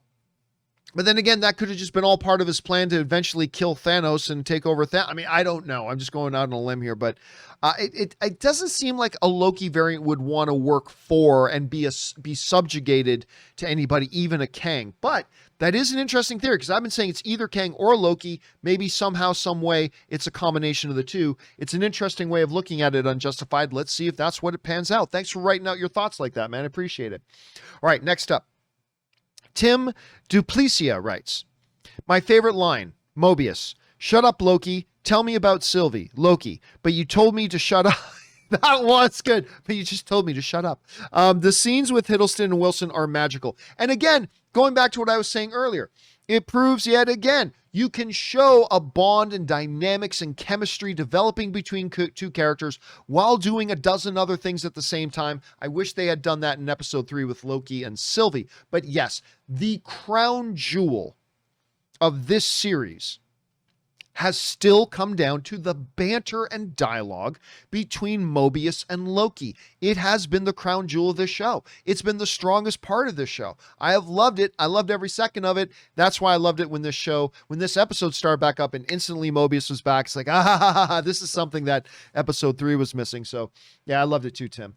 All right, next up, Larry Herzog Jr. writes, so, you want an explanation as to why female Loki would be allowed when there is a frigging alligator Loki? Just roll with the crazy. Oh, yeah, but look, but where, here's the thing though. Where is the alligator Loki? He's in the Loki variant limbo. At least what I'm assuming right now is some kind of Loki variant limbo, right? All those non-Tom Hiddleston Lokis, that's where they are. They are variants and they've been pruned. So, yeah, if alligator Loki was pruned, then why wasn't young female Loki from birth? Unless her being born female didn't cause any nexus until she started getting older and started making decisions a female Loki would do that a male Loki wouldn't. Maybe that's the explanation. Again, I don't know. We still have 2 episodes to go. Let's find out what the actual answer is. Anyway, thanks for that, Larry. Next up, Cruz writes, what if the villain is actually a Thor variant? I mean, pretty damn unlikely. I don't think they're going to go in that direction. No Thor has ever seemed to have that kind of aspiration, so I'm going to guess no. I mean, look, anything is possible, but I don't see them going in that direction. This is a Loki show. So everything I think is going to have all roads lead back to Loki. That's why I think a Loki variant being behind everything is a very strong possibility, although Kang is still probably the front runner. All right, John Mayer writes, did you see the writer of episode 3, Bisha K. Ali, is the head writer of Miss Marvel? Yes. Does this make you pessimistic about the quality of writing in Miss Marvel? No, because there's other stuff that Bisha's done as well. Not to mention, the writer of the episode is still under the guidance of the showrunners, and the showrunners determine what needs to happen in an episode. And then the writers just got to go and do the best they can, given the scenario they've been handed. So I don't really hand that off there. It is still a showrunner responsibility. They should have mapped out other things to have happened. Mandalorian does it. Falcon and the Winter Soldier did it. Loki should have been able to do it too. So no, I don't think it gives any pause or concern about the Ms. Marvel show. All right. We did part 2 of Unjustified. Kenna writes, what if being told she was adopted made Loki feel disconnected, disjointed from her family, different? And to express that, Loki chose to be female. Yeah, that's one of the absolute possibilities. Like, one of the other things we talked about in part 1 of this episode 4 spoiler discussion was, what if, we see young female Loki, Sylvie. We see young Sylvie, but for all we know, 1 hour before that, she was regular little boy Tom Hiddleston who changed himself like that, and that became the variance. It's a possibility. It's one of the possibilities that are absolutely on the table, Kenna. So let's see if that's the direction they go, if they go somewhere else with it. All right. We already had Unjustified Part 3. Now we are at Cam K, who writes, could be a chance that all variants go to the same place, but it's ruled by Lokis, because the TVA said they hunt more Lokis than any other variants. I don't know. You would think that there would be literally hundreds of thousands and millions of variants, and it just seems weird to me that they would all go to a destroyed New York City. I mean, that is definitely a very uniquely Loki kind of place. That's definitely a uniquely Loki kind of place. So I don't know. I still believe, now again, we're all basing our theories on 20 seconds of post-credit scene. So we really don't know. You don't know. I don't know. My theory, which I'm still holding on to, is that is a Loki purgatory for Loki variants, and that Owen Wilson's Mobius is off somewhere else. Or we may find out that that's where all the variants who get prunes go to. And maybe a Loki variant took over that limbo. And that's why it looks like destroyed New York. Again, a lot of things to find out. We've been given so little information so far to actually have real serious theories yet, but it's fun to guess anyway. All right. Next up, we've got Reinhardt, right? 68 writes, great episode, John. It was fantastic. Absolutely love this episode. People are already making Kang the Conqueror the new Mephisto. He gets name drop, but maybe I don't think they're going to see him. Yeah, but the difference, here's the thing. In those people's defense, there is a massive, massive difference. And that massive difference between the Kang theories and the Mephisto theories is that we know for a fact that Kang is coming. Jonathan Majors from Lovecraft Country has been cast to play Kang in the MCU. Now, we know he's going to be in Ant-Man 3, but it is very possible that he shows up now, right? Unlike Mephisto, where there is no, did you hear that, George Clooney has been cast to play Mephisto in the MCU in an upcoming project. Like, if that had been announced and then WandaVision hit, then it would be same as this. But yeah, just the fact that we know for a fact that Kang is coming, the actor has already been cast for it, that makes it a very different situation from the one with Mephisto. So I think they're on two kind of different levels here, but we'll see. Listen, you very well could be right. We may not see Kang in here at all. I am buying, with every episode, I am buying more into the theory that we will, but we'll see. We'll see. All right, thanks for that, Reinhardt. Next up, we've got Silver Angel writes, do you think the TVA started the multiverse war to get control of all the timelines? Anyone that doesn't fit into their plan is considered a variant? Maybe. I mean, again, I don't know if they're going to go that broad with it. I don't feel like this is a show about the TVA. This is a show about Loki, but that very well could be it. But then again, if that's the case, it's not about the TVA. It's about who's ever behind the curtain, right? Because now we know there's no timekeepers, or at least the impression and the image we had of the timekeepers is false. So there's somebody behind the curtains pulling the levers. So it would have to ultimately come down to be about that person. So is it Kang? Is it a Loki variant, or is it somebody else? That's what we're going to have to figure out as we go with the last 2 episodes going on here. All right, next up. Johnny Hustle writes, Mobius mentioned Titans. Could it be Kronos from Greek mythology? Correct me if I'm wrong, but I don't think Kronos was a Titan in Greek mythology. Wasn't he like the father of the gods? Like, wasn't he like Zeus and Poseidon's and Hades? Wasn't Kronos like the like you got the 3 brothers, Poseidon, Zeus, and Hades, and the 3 brothers, and isn't Kronos their father? Hold on a second, let me look this up. And no, you were right. In Greek mythology, he was a Titan. I thought him being the father of Zeus, that meant he was a god, and of course in the gods against the Titans. But no, you're right. He was considered that. Anyway, no, I do not believe they're going to bring in Kronos into this. That would be, again, a completely out of left field, out of nowhere, completely rando move for them to do. And that's just not something they seem to do. So I'm going to guess no, that it's not. I mean, is it possible? On a minute level, I guess, but I'm going to guess it's not the case here. All right, next up. Where are we at now? We're at Bryce Evans, who writes, this is a stretch, I know, but do you think Wanda's children may be in the same type of world Loki is in? Loki finding a way out could open up a can of worms into multiverse of madness with Wanda seeking a way to get them out. Probably wrong, but just a thought. Loved the episode 2 of 2. But here's the problem though, Bryce, is that Wanda's kids were never actually real. They were constructs in the Hex. They were as make-believe and fantasy as the fake paintings on the walls, right? So, no. Like, if they been real, then they would have been able to exist outside of the Hex. But they weren't real any more than the make-believe Vision was real. So the moment that the Hex disappeared, Vision was gone because he was never real, and the kids were gone because they were never real. So, no, I don't think there's a connection there. Now, just because I don't think there's a connection there, that doesn't mean take it to the bank. It's ironclad guarantee there's no connection. Maybe there is. But from everything I've understood from watching it, my guess right now would be no, there's no connection there to that. But we'll see, Bryce. We'll find out. All right. The Jedi Brandon writes, since there's most likely dozens of Loki variants, or hundreds or thousands for that matter, I'm starting to wonder if Maguire and Garfield are in No Way Home. Maybe they'll be considered variants of Tom Holland's Spider-Man. Nah, not at all. I don't think so.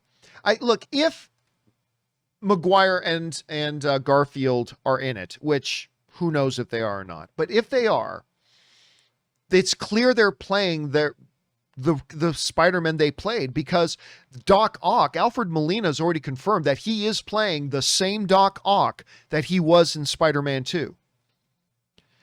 If they want to say that Peter and Andrew Garfield were variants, well, then they never should have had their movies. They should have been plucked out immediately.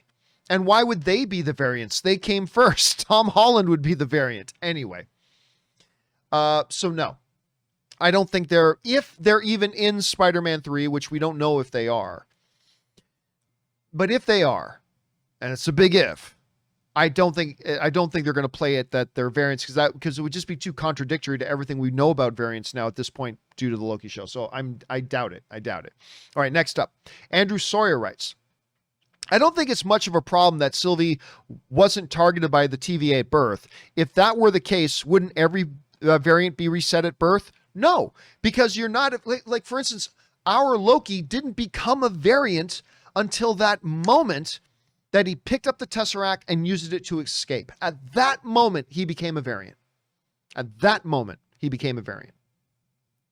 So in the initial kind of setup, that when Miss Minutes is telling story, that one guy wasn't a variant until he came in to work late when he was never supposed to be late, according to the sacred timeline. At that moment, he became a variant. So no, any variant born doesn't become a variant. I mean, but a female Loki variant would be one right from birth, because that's obviously a variance right there.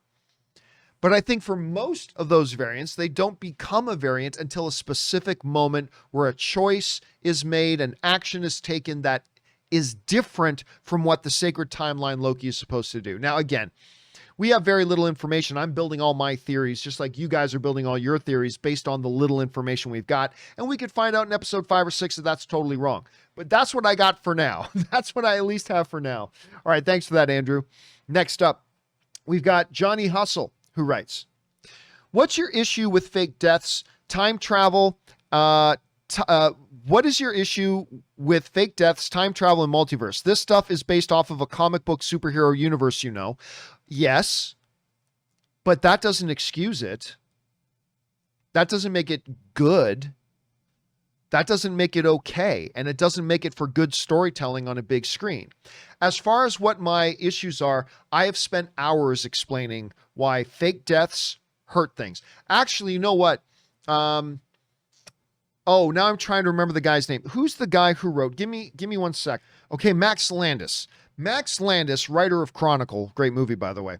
Max Landis did this great video on the death and return of Superman. It's one of the best. It's honestly one of the best videos ever to be put up on YouTube. And I think John Schnepp is in it too. So if I remember, I think John Schnepp is in that video, if I'm remembering right. Anyway. So Max Landis did this video years ago about the death and return of Superman in the comics. And he basically lays out, it's a brilliantly done video, but he basically lays out that was a fundamental thing that kind of ruined comics. Because yes, there had always kind of been people that came back from the dead, but death was death in comics until Superman. And Max Landis kind of ends the video by saying, the return of Superman marked the death of death. Death died. And now a fundamental thing about comics, a fundamental thing about life was now changed. There aren't stakes anymore. And the more, particularly like with fake deaths, that you go, I've explained this before, but, as I'm watching Infinity War, I was robbed of a real emotional moment as Tom Holland, I don't want to go, Mr. Stark, as he starts to dust. I was robbed of any emotional thing out of it because he's going to be back. I just knew he's going to be back. He's not, okay, they're saying he's dying right now, but he'll be back. Just look at your watch any minute now. He'll be back. And sure enough, he was back. When Nick Fury dies in the first half of Captain America Winter Soldier. And they're like, oh no, and they're looking at him on the operating table and oh, boo-hoo. It's like, well, he's going to be back. He's not going to die. He's going to be back. They can say he died, but he's going to be back. And they didn't even have to wait for another movie. He was back in the second half of the movie. When Gamora gets thrown off in Infinity War, Thanos throws Gamora off the cliff, and that music, that stunning, awesome music, as she's falling to her death, and everybody's like, oh no, Gamora. And I'm like, well, nothing's going to happen to her. She's fine. She'll be back. And sure enough, Endgame, she was back.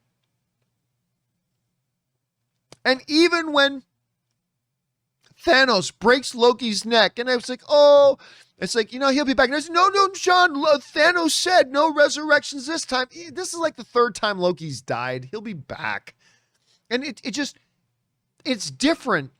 Because then when you go to a real show, like one of my all-time favorite shows, Sons of Anarchy. When you go to a real show and Opie gets killed in prison, my favorite character of the show, you see that elicits real emotion. Because it's final. He ain't coming back. So when the boys get into gunfights in Sons of Anarchy, you feel the stakes. Because Sons of Anarchy was one of those, it was like a Game of Thrones show. Don't get attached to anybody because they could die at any minute. So when life and death situations are happening in those shows, like you are like, oh my, you're sweating and you're feeling the pressure of it and you're feeling the stress of it, because if a character dies in that show, that's it. They're gone. The stakes are real. I mean, in fiction. In the fictional world, the stakes are real. If he gets hit by that bullet, if he falls off that cliff, if the lasers from that alien hit him, whatever, they're dead and they're gone and their story is over. When the MCU got into the habit of playing really super fast and loose with fake deaths, they took all that away. Even at the end when Black Panther was evaporating, oh no, he's going to be back. Don't worry about it. Everything's fine. Everything's fine. As Thor's laying on the ground dying from the sun hitting him, he's going to be fine. There's no stakes. There's no stakes in these things. They'll be fine. They'll be fine. There might be stakes for the secondary characters, and there might be stakes for, for the rest of the world and all that kind of stuff. But for our heroes, there's no stakes. They'll be back. Just hang tight. They'll be back. So anyway, that's kind of why that. And then I've given my whole speech on time travel and why that creates a mess, and it's a lazy man's writing device and all that kind of stuff too. And yet, just because it's in the comics, listen, you and me and Robert Meyer Burnett a few months ago had this big long thing about, you want to know what else is in the comics? And like this huge laundry list of totally preposterous things that people would never accept for them putting on the big screen. Just because it was in a comic does not excuse it. Anyway, there's that. All right, next up, Ven Kent Rand writes, Variant is a construct of someone who created TVA. Variant is a construct of someone who created TVA put forth, isn't it? I have no idea what that sentence means. Variant is a construct of someone who created TVA put forth, isn't it? Okay, so variant is a construct of the person who created the TVA put forth, isn't it? Probably not, because there seem to be actual variants, so I don't think it's a construct. If that's the case, then it would make sense that Sylvie is picked up when that person wants them picked and not when she was born. Maybe, I suppose, but remember, the TVA actually detects Nexus events, right? It's not a fake concept or a fake construct on any kind of level. It's actually what they're dealing with, right? And they can actually sense it and detect it. They had the technology that can show them when these things are happening. So I'm going to go out on a limb here right now, Venkat, and say I don't think that's the case. I think there really is a timeline, and I think there really are variants. And I really think, obviously, there is going to be or is already a multiverse because, Doctor Strange 2 is called Doctor Strange in the Multiverse of Madness. So that's got to be there. So, yeah, I don't think it's just some kind of artificially made up construct. Now, it very well could be, though, that while it is a very real thing, it is something that whoever is behind the TVA can manipulate. So we'll see how that all comes to play into it. At least we'll see as the show gives us some more information. Thanks for sharing your thoughts on that, man. All right, next up, Clear as Day writes, hey, John, I love the show. Thank you so much. How did they create a Nexus event if they were in an apocalypse at that time? I guess we'll have to wait and see. I mean, ultimately, yeah, it's frustrating, but we have to wait and see because, as we've pointed out a couple other times in this video, makes no sense. They were about to die. Nothing that they were doing on that planet should have had any implications whatsoever because the whole planet was about to blow up. And barring the TVA going there and rescuing them, they would have died. Therefore, there should be no Nexus event again, unless them dying there was the Nexus event in and of itself, and the TVA actually averted the Nexus event. I don't know. We'll have to wait to see how they explain it moving forward. All right, next up, we've got Casey McNatt who writes, I know exactly where Mobius is. He's in his own little limbo with a bunch of jet skis. And I think other Mobius, we don't have a lot of information to go on, but I think a bunch of other Mobius variants as well, all riding their jet skis, having a great time. All right, next up, Johnny Hustle writes, you've called Sylvie a murderer. Yes, but what's wrong with her trying to murder those that are trying to murder her? Sounds like self-defense to me, right? No, I mean, listen. I get eluding them. I even get like wanting to try to take down the TVA. I even get all that. I even get her plan. cause a big distraction to take all the Minutemen out of the TVA so she can slip in, go find the timekeepers and bring it down. I even get all of that. But there's a difference between that and, like, again, they specifically set up that end of episode 1 in a really horrific way. Lure in those guys into a field of oil, not with a quick kill shot to the head, not with a quick sword to the neck, taking their heads off. No. She burned them to death. She burned them to death. Those agents were in the most excruciating agony possibly imaginable for maybe a minute or more before they finally mercifully died. It was horrifying. And that is not lost on the showrunners of Loki either, because even the cinematography of it and the way they shot it and showed, like, the TV agents in slow motion screaming in agony and dying. It was profound. It was absolutely profound. That's different. I personally think that's different, but I don't know. We'll see what they do a little bit later on. All right. Venkat writes, right before the Lamentis Nexus event happened, Mobius says something to the effect of, now we should be tracking even a bee landing on a leaf. So something about the levels of the tracking is cranked up. Maybe. It could be. I mean, I'd have to go back and watch. To be honest, I was more concerned with what was actually happening on the planet than I was with that conversation. So maybe I have to go back and pay closer attention to it. But yeah, you could be very well right about that, Venkat. You very well could be right. Again, I have to go back and watch it again, pay a little bit more attention to it, see what's going on there. But they were focusing all their energies at that moment, finding those two variants. And maybe you're right about that. We'll see. All right. Well pointed out. Venkat also writes, so it would make sense that what they couldn't pick up before could be picked up now by the tracking machine. I don't know. That completely justified it for me. Maybe, but it begs the question, why weren't they cranking it up looking for this variant before? You know what I mean? Why are they only cranking it up now? Sylvie had been around killing Minutemen for a long time, apparently. So why is it only a thing now? And that's a question we'll have to ask. Now, again, we are all, you, me, everybody, we're all working on very limited information right now. And hopefully we're about to get a lot more in episode 5. And I think we will. I mean, obviously, we're going to have to start getting a lot of information because we are now heading into the final 2 episodes. I mean, that's it. We've got probably around an hour and a half, hour and 45 minutes of Loki left. So we're about to get a lot of information handed to us really quickly. And let's see how that affects the theories that we have. All right. Thanks for sharing that, Venkat. Next up, Marie Seifring writes, not taking credit for this, but people in the chat saying Sylvie being a good child was her Nexus problem. She does say, help the guy in the lobby when she is brought to the TVA as a child. Cares? Maybe, but I mean, is there anything that tells us that Loki himself was not a good child? I mean, he tells stories about him and Frigga, his mother, and all these different things. I mean, I don't know that anybody is born bad. I don't know that Loki, I mean, we've never seen anything that says Loki was born bad. I think his sense of insecurities and stuff like that, that all started to form as he started to realize exactly who and what his brother is.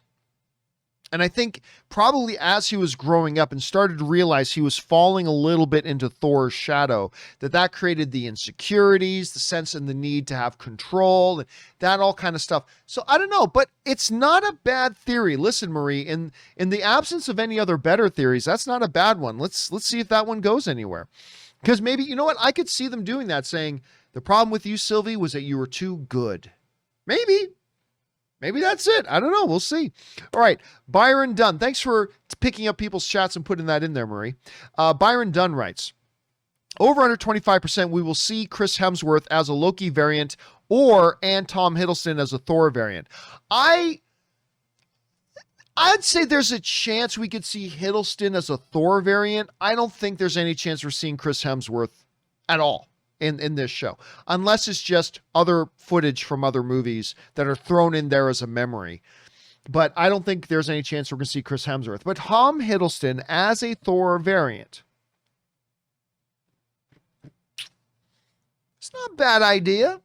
You know what? I won't say, I'm going to still say under 25%. I'll still take the under because a full quarter possibility seems like a lot. I would set it maybe around 10%. Yeah, it's possible, Byron. You could be onto something there. All right, Alex Von Gollum writes, hey, Gio. Ravonna showed affection towards Mobius during the drinking scene. Yes. I suspect that she has pruned other Mobiuses before. I've been saying that this episode for sure. But she still feels something for him. That type of love is sickening. Maybe, but remember, it also could just be her putting on an act to keep this Mobius from asking questions, to distract him from finding out that he is a thing. But I completely agree with you. I don't think this Mobius she pruned is the first Mobius they've pruned. I don't think that at all. I think we've probably had other Mobiuses pruned before. I think it was those other pruned Mobiuses that left the rings on the table, that got her the snow globe, that got her the pen. I think all of that. So we'll see. All right. Thanks for writing that in, Alex. Next up, Clark0 writes, I have an uncanny power to join the show right as you take a break almost every time. If was asked earlier, sorry, but do you think Croco Loki means we'll see Frog Thor? Thanks, John. Stay filthy. No, I don't. But I mean, it's not, listen, the fact that they got Croaky there is the craziest thing. I mean, that is just the nuttiest thing. So would it be all that much more nutty to have a Frog Thor? It wouldn't be the most outrageous thing in the world they could do. Again, my guess here, Clarkser, my guess is that they're not going to do that. But am I going to fall out of my chair of shock if they do? Not with the crazy things they've done in this show, Clarkser. Not at all. So let's see if your theory's right. All right. Chad Burney writes, 1 of 6. All right, here we go. Buckle in. All Loki variants go to post-2012 variant, where Loki beats Avengers with the help of Kang. I don't know how Kang got into this. Kang is convinced President Loki, the only way he keeps his power is by killing any Loki that shows up.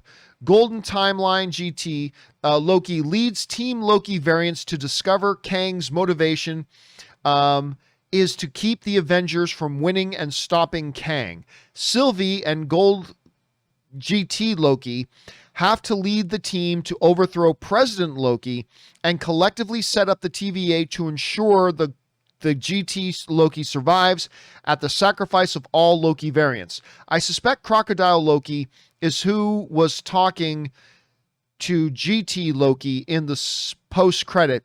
I think Marie Seifring's theory that Loki and Sylvie were not supposed to die, spiking never seen before Nexus event is right. They built into the system a self-preservation moment. First time super chatting. That was rougher than expected. Cheers from Kansas City. Oh, I love Kansas City, Chad. I mean, of course, I used to work for AMC Theaters. Their headquarters are in KC. And I used to have to fly. What was the actual name of the suburb they were in? Long something? Leewood. Leewood is what the name of that was. So I used to go out to Kansas a couple times a year. I know it's stereotypical to say, but love the barbecue. All right, let's get into this. I think what you're suggesting here is fascinating. The one thing that Kang helped a Loki beat the Avengers, so the Avengers, I mean, that's great and everything, but then why does the real timeline not reflect that? The other thing about it, Chad, that gives me pause is the fact that we only have about an hour and a half left. We only have about 90 minutes left of Loki, right? That's a lot to unpack. But dude, you have seriously given this a lot of thought. So it's actually Loki and Sylvie that set up the TVA to, man, that is getting into some metaphysical circular time paradox kind of thinking. You yourself should become a sci-fi writer. That's some pretty good stuff. And listen, in a lot of different ways, I'm looking at the way you've got this laid out. In a lot of different ways, this connects a lot of dots.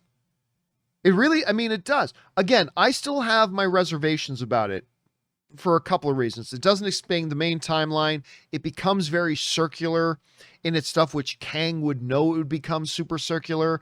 Again, the fact that we only have like 90 minutes left to play everything out. But let's put it this way. If you had hit me with this theory as Loki was beginning, I could totally see what you're writing as the whole flow of the show. I just don't know if 90 minutes is enough to play out all of this narrative you're laying down here. You're laying some heavy beats down right here. And all these beats you're laying down, I just don't know if there's enough time to do something like that. But man, that would be... It's good. It's a really good theory. Again, I'm just running into some roadblocks mentally about how it could actually play out. But damn, if it's not what they're doing, Chad, seriously, my brother, consider becoming a sci-fi writer, because your mind is clearly working on that level here. And we could lead into some stuff. I don't know, man. Listen, all I'm going to say is this, Chad. As I'm watching episode 5, as I load up Disney Plus on Tuesday at midnight and hit play on Loki, I am instantly going to be looking for these things that you just wrote, because I'm going to see if that's where they're going. I don't know. Very well thought out, man. Very bravo. Bravo indeed. All right.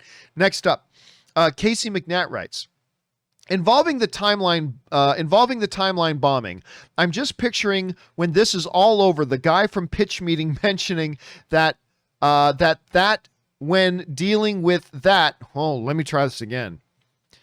When this is all over, the guy from Pitch Meeting mentioning that when dealing with that was super easy, barely an inconvenience. Oh, dealing with all those time bombs is going to be really hard, isn't it? It's going to be super easy, barely an inconvenience. Really? Yeah. I do love the Pitch Meeting videos. But honestly, it is very easy to understand. She set off all those detonations as a distraction. So all the Minutemen would have to go out and deal with them and correct it, emptying out the TVA so she can sneak in. It's super easy, barely an inconvenience. It really is, Casey. All right, next up, we move past Chad and his incredible theory. We get into Nerd on Film, who writes, I'm loving the show, but I'm worried the quality might drop if Mobius is truly out of the picture. I guarantee you he will be back next episode. 100%. 100%. Hope it's not another Cottonmouth Luke Cage issue. No, remember, Cottonmouth was gone only halfway through the show. Listen, no, he's back. Don't worry about it, because I would be very concerned as well. Because the engine that's really making this show hum is that chemistry between Mobius and Loki, between Owen Wilson and Tom Hiddleston. It's gold. It's absolutely gold. So, but I'm not worried about it in the least, again, because I guarantee you he will be back one way or the other in the very next episode. All right, next up, we go over to My Comic Planet, who writes, Easter egg, end credits scene. Behind Richard Grant, you can see the ruins of Avengers Tower in a post-apocalyptic place. Pretty cool. Yeah, listen, I think it's New York. I'm not 100%, let's put it this way. I can totally see why people believe that's Avengers Tower. I can totally see it. And I'm not going to sit here and say, no, it's not. It's not like that stupid, that's Doctor Strange in the WandaVision post-credit scene now. And I was very confident to say, no, it's not. I can't say that here. I think there is a chance that that's Avengers Tower. I mean, when I look at it, I can't say definitively that it is, but it kind of does look like that. So I buy it. I could buy that. Yeah, I could totally get into that Comic Planet. Let's see if it actually is. But that's that is a destroyed, the ruins of New York behind them is something I'm just taking for granted right now. So let's see if it actually turns out that way. Okay, next up, Johnny Hustle writes, earlier I meant, could Kronos be behind the TVA? Oh, no, I don't think so. Like bringing in a Kronos out of nowhere would be a totally out of left field move that I just don't see them doing. So my guess is no. Again, not impossible. I'm just saying my guess. All right. Danu NG writes, "Hey, John, quick thought about the red symbols behind the timekeepers. I'm thinking they may be runes, which is why magic does not work in the TVA." Nah, I'm not buying that, because no runes could contain the power of an infinity stone. Like an infinity stone, I think. Now, you could say, but John, Scarlet Witch's powers kind of different from the infinity stone. Yeah, I know. But it's not the infinity stone itself, right? I don't think a witch showing up and putting runes around Thanos was going to stop Thanos from being able to snap his fingers and all that kind of stuff. So they would have to be a magic so powerful that they eclipse the power of the Infinity Stones? Yeah, I mean, I like the way you're thinking, Danny. You're trying to think metaphysical and outside of the box, and that's totally the way, but I just don't see a simple hex like that being able to squash out a collection of 40 Infinity Stones sitting in somebody saying, I just don't think anything that powerful exists. That's just my guess, but who knows? We'll see. Let's keep our eyes open for that. All right, next up. Low Cash Logic writes, "How do so many variants exist on the sacred timeline at the same time? They are destroying their entire timelines, or are there multiple sacred timelines?" My guess right now, and it's totally a guess, is that those Lokis are not on the sacred timeline.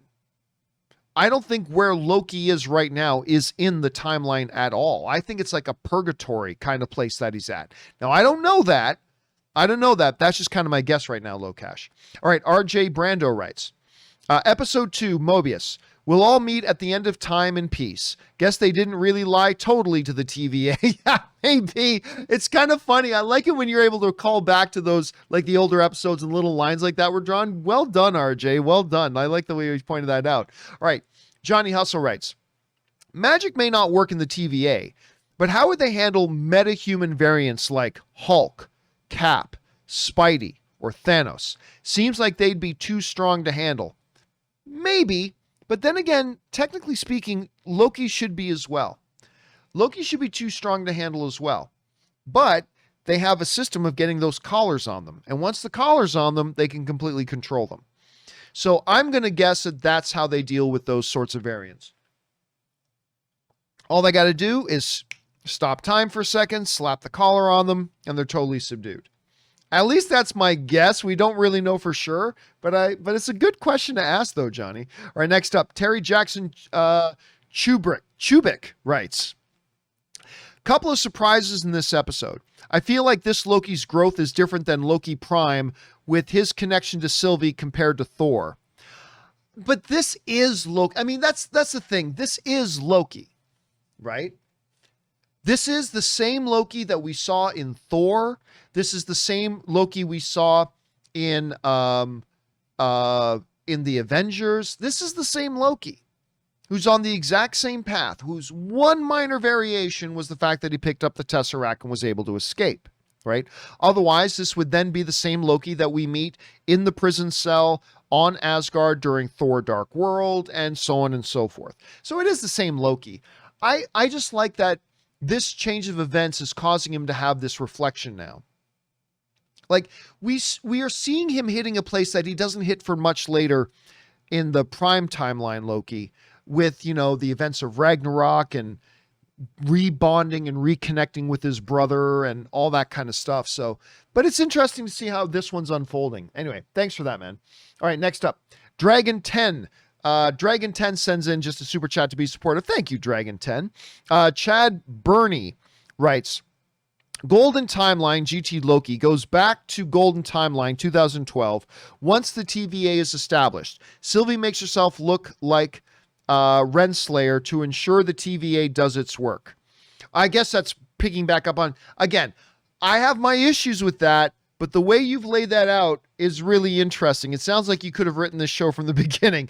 So again, my hesitancy about how much time is left to do it, it seems a little bit convoluted for just 2 episodes being left. Yeah, maybe. But I love your theory, Chad. I really do. All right, Johnny Hustle writes, to answer your human guards overpowering Loki, it's Kree space. Maybe they're strong like Korath the Pursuer, Jan Rog, or Ronan the Accuser, all Kree. Shouldn't matter. This is Loki, god of Asgard. This is Loki, god of Asgard. No Kree can stand up to Thor. I mean, Ronan obviously was very, very powerful. Ronan was clearly very powerful. But Loki went toe-to-toe with Thor, right? Loki was able to stop an entire building from falling down on him. His telekinesis is so powerful. An entire building is falling down. He can stop it, boom, back. I don't care if those are Kree. I really don't care if those are Kree. Makes no difference. That is Loki, god of Asgard. It shouldn't make a difference, but I mean, it might be a mitigating circumstance to consider. Anyway, next up. Empire Fan 1980 writes, I know it won't happen, but I want to see Keanu Reeves as a Loki and Owen Wilson come back so we can get a wow and whoa huh.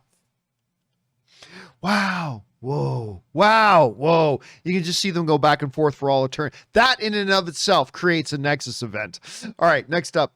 Aaron Stanwood writes, I think the TVA had to go and get the Lokis because the TVA wouldn't know that their temp pad was out of juice. Somebody else was mentioning this a little bit earlier, Aaron, and you're probably right.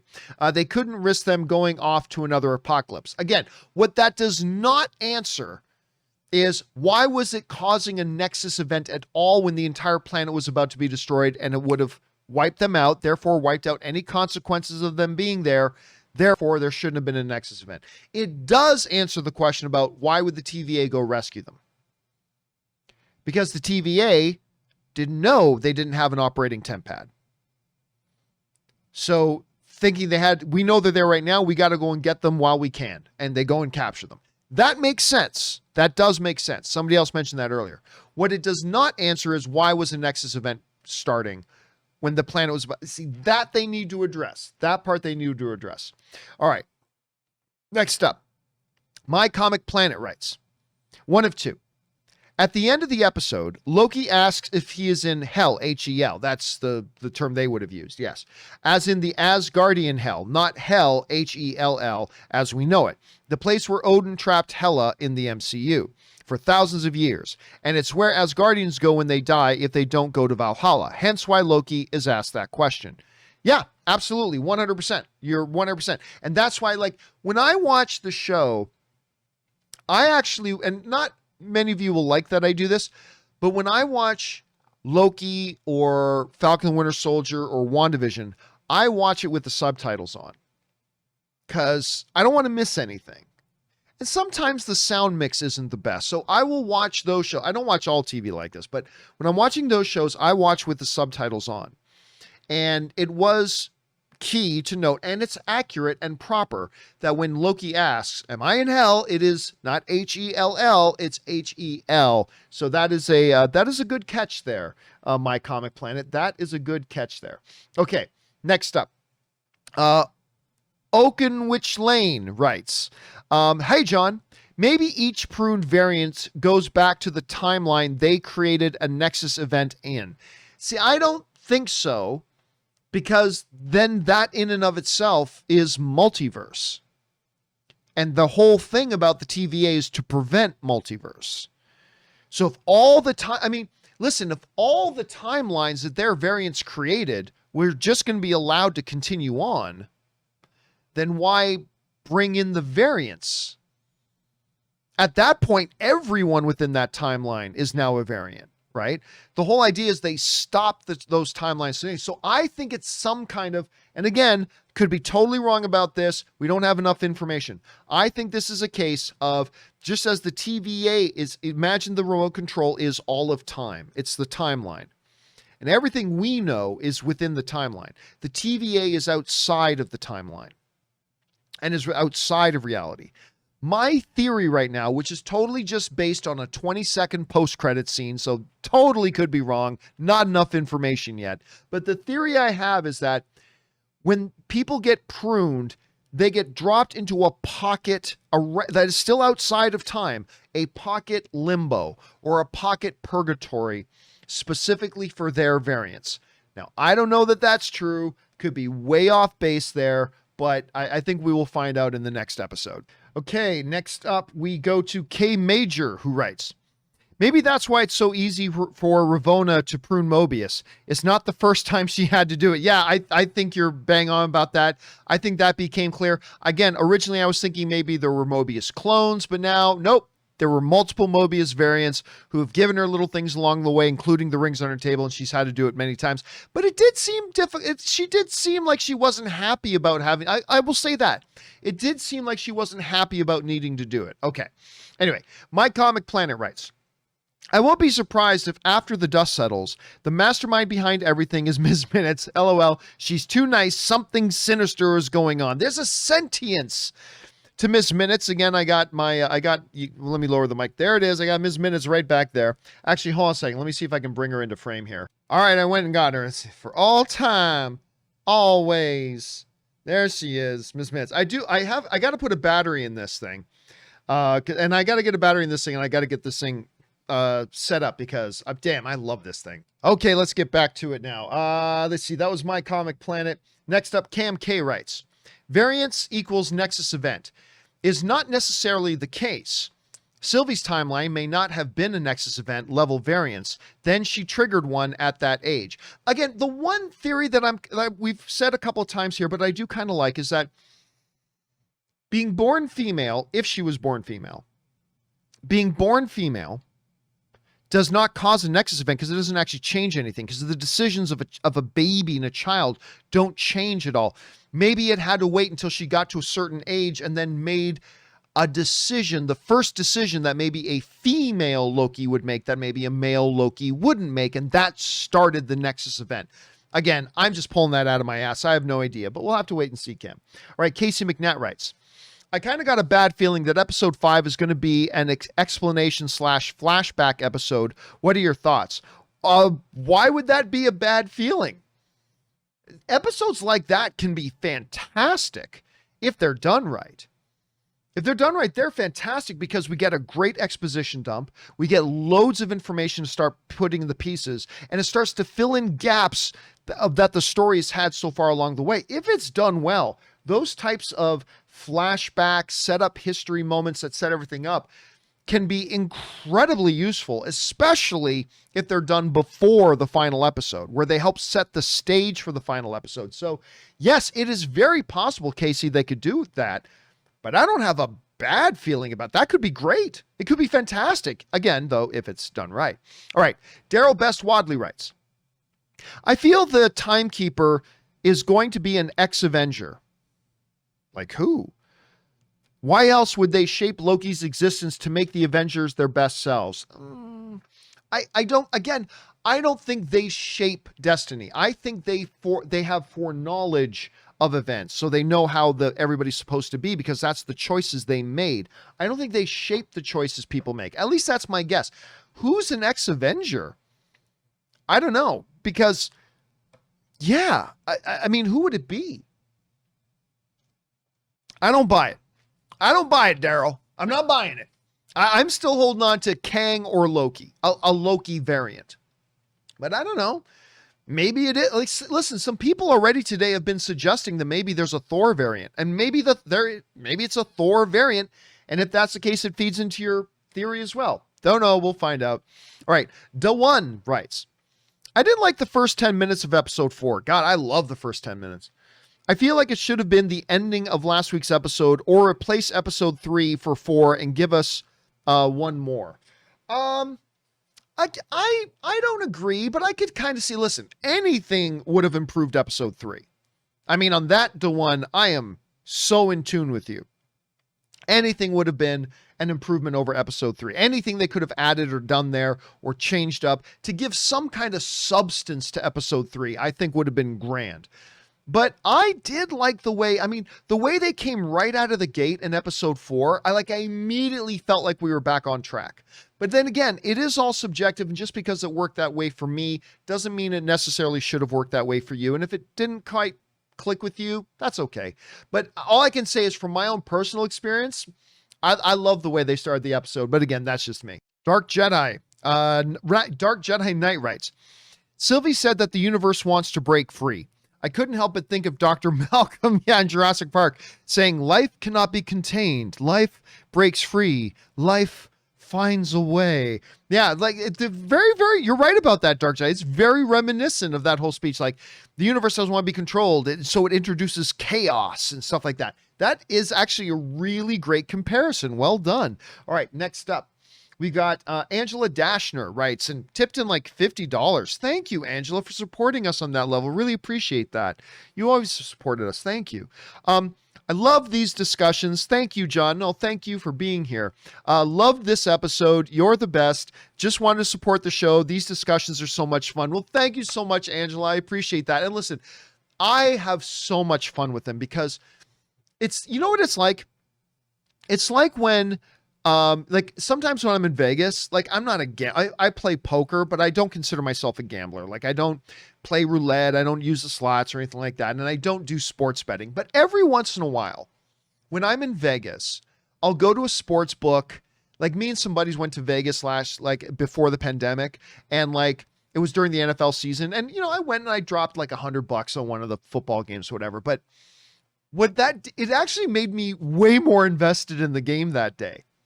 I find that being able to do the pregame shows and the spoiler discussions afterwards, it gets me even more invested in the show.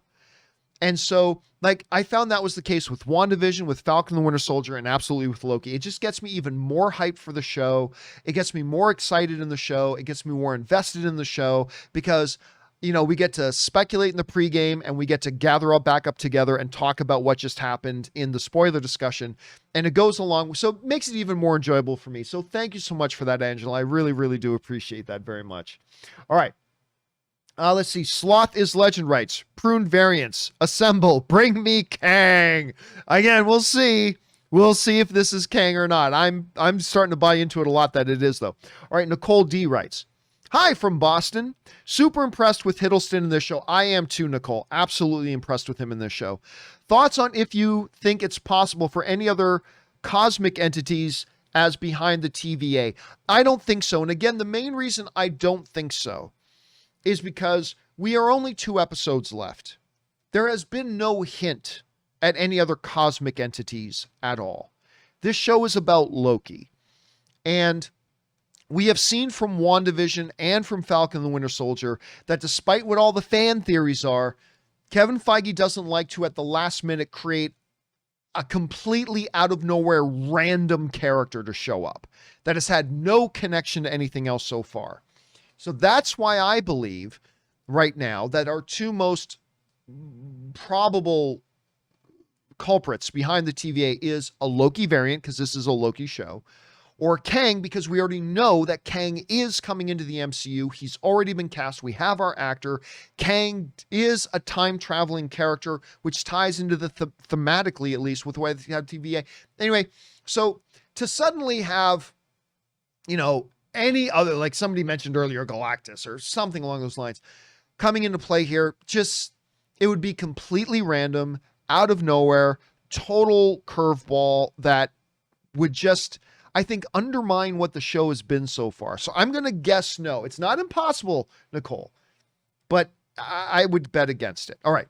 GC Nightcrawler writes, the Hunter B-15 scene reminded me of the Blade Runner scene when Roy saves Deckard and reminisces how his memories will be lost like tears in the rain. The brightest candles always are the ones that burn out first, or something along those lines. And yeah, it really was. But again, it was that moment, because of the way she played it so perfectly, that's what gave that scene its oomph. All right, K Major writes, I don't know if this has been mentioned, but what if through Loki's actions in the TVA, he instead releases Kang from some sort of prison that he's in by the TVA?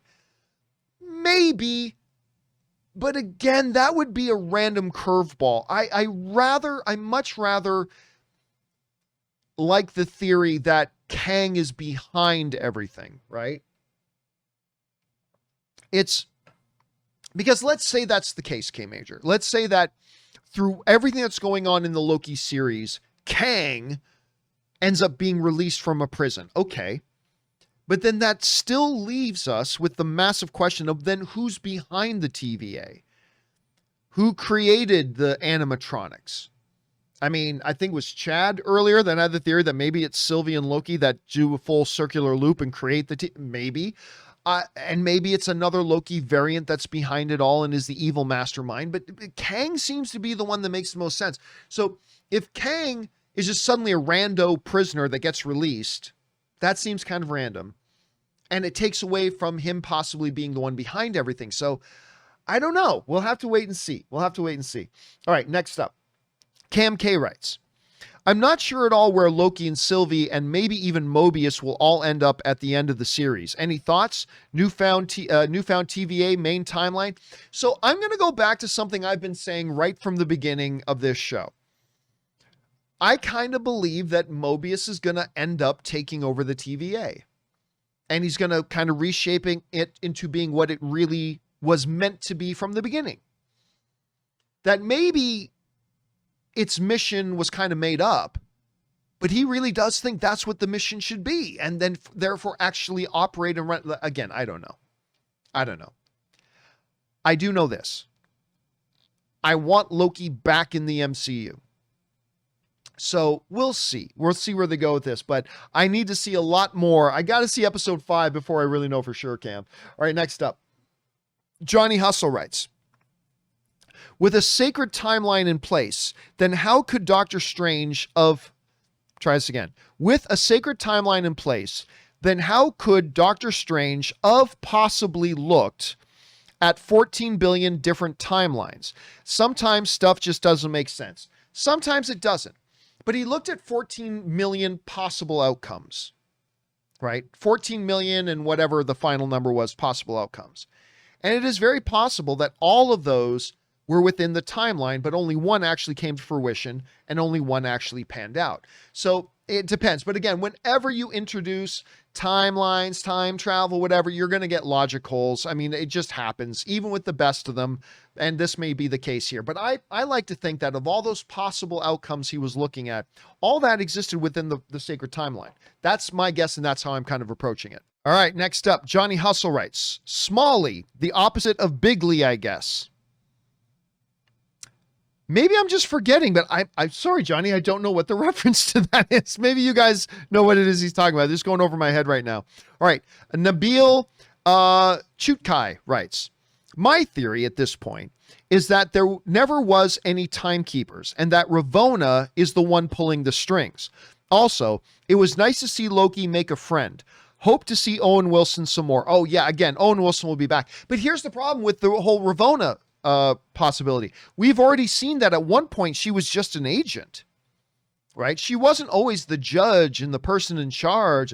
At some point, she was just a regular Minuteman, like everybody else. And there was somebody else. There was a different judge and all that kind of stuff. So that kind of works against the idea that she's the one that's pulling all the strings. It's possible she's working for somebody pulling the strings, or maybe she's just as fooled as everybody else. I mean, I don't know, but I feel like the fact that she was just a foot soldier at some point, that completely takes away any possibility that she's the one who actually set the whole thing up and is the mastermind behind everything. At least that's the way I'm looking at it right now. We'll find out. All right. The Sock writes, another day, another Loki D of course. Oh, okay. Another day, another Loki died. Of course, he fake died again. Also, why did Renslayer not stop Sylvie from leaving? She stood there and watched. I don't know what you mean. Like when she was a kid. Anyway, again, yep, another fake Loki death. Oh no, Loki died. Oh no, worry, Loki's back again. Again, there's no consequences. There's no stakes. Anyway, so yes, another fake death for Loki. I don't know what you're talking about with Renslayer. You're talking about when she was a little girl and she did it. Maybe she was just stunned. I don't know. Maybe she thought any sudden move, like I don't want her to use the temp pad, and maybe, I don't know. Or you're talking about later in the show. Yeah, I'm not really sure what part of the show we're talking about there, Sock. Sorry about that. But yep, again, another fake death. All right, Fanblaze71 writes, Is it just me, or is the wait for Wednesday to Wednesday way longer than for Fridays? Also, good job on Marvel for keeping Lady Sith's return a secret. Yep, I did not see that coming. It legit caught me by very, very pleasant surprise. And I agree with you. It does feel like the wait from Wednesday to the next Wednesday, or for me, Tuesday at midnight to Tuesday at midnight, is much longer, because when it was coming out on Fridays, or for me, Thursday at midnight, we'd watch a show, and then the weekend. It was the weekend, right? And then the weekend just flies by, and then it feels like it's just a couple more days until the next episode. Now, we watch it Tuesday at midnight, Wednesday, depending on where you are, and you got another work day, then another work day, and then another work day, and then the weekend, and then another work day, and then you start looking forward to Loki. So you're right. Even though it is the exact same amount of time apart, even though it is 100% exactly the same amount of time apart, it absolutely feels longer. It really does. It's killing me. It's absolutely killing me. It feels like it's an eternity. All right, next up, Casey McNatt writes, John, I just want to say that every time your theme comes on, I just want to jam to it. Oh, like the John Campea Show theme? Let's bring that up here for a second. Let's do it right now.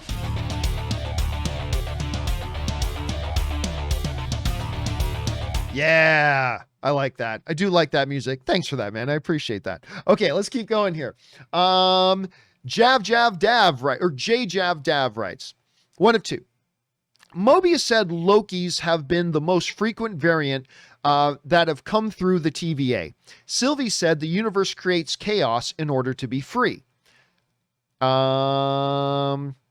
Loki's glorious purpose to birth the multiverse. Did the universe create Loki to free itself? I don't know. I don't think so. Probably not. But I just think the very nature of Loki, the god of mischief himself, just the core and the DNA and who of what the character is, I think that is what makes him a prime candidate to be the most frequent variant. But maybe there's a grander picture. Maybe there's a destiny involved, and there's something like that. It's something I haven't really considered, Jay. You might be onto something. Let's see what they say in the next couple of episodes. All right, next up. GC Nightwalker writes, I think the TVA force the weakest Loki. Okay, try this again. I think TVA force the weakest Loki they can achieve. Delete any who were even half a threat. Example, Sylvie. That's why she hates being called Loki. He's basically living her life in a way. Possibly. They can't rid of him because they can only delete unwanted outcomes, and all outcomes have Loki's inevitability. I believe once they bonded, Sylvie and Loki were powerful enough to survive worse than Lamentus 1. That's the threat to TVA. That's the Nexus event. Again, if the planet blew up, there should be no Nexus event. Right? I don't even think that explains it. I think we're going to have to wait and see, but I don't even buy into that. They need to come up with a better explanation about why some kind of grand Nexus event was happening on a planet where the people were about to die. It should have had no impact whatsoever. So they got to explain it, and whether they will or not, we'll have to wait and see. All right. Thanks for that, GC. Mary Freeman just sends in a $5 super chat just to be supportive. Thank you, Mary. Appreciate that. And our final question of the day comes to us from Andreas Moran, who writes, when Sylvie asked what was the Nexus event and Ren smirked and said she didn't remember, my only thought was, oh my God, she remembers. LOL, love the show. I'm not even sure she remembers. I'm not saying she didn't. I'm just saying I'm not sure. Like, because that moment she says, I don't remember. It's like, it's so inconsequential to me. I don't care. You're not important enough to me to know that. Or maybe she does know very well what it is. But again, if it's not just the fact that she was born female, you got to explain it. Because obviously the sacred timeline Loki is the Tom Hiddleston Loki. She ain't the Tom Hiddleston Loki. So she would have been a variant from birth.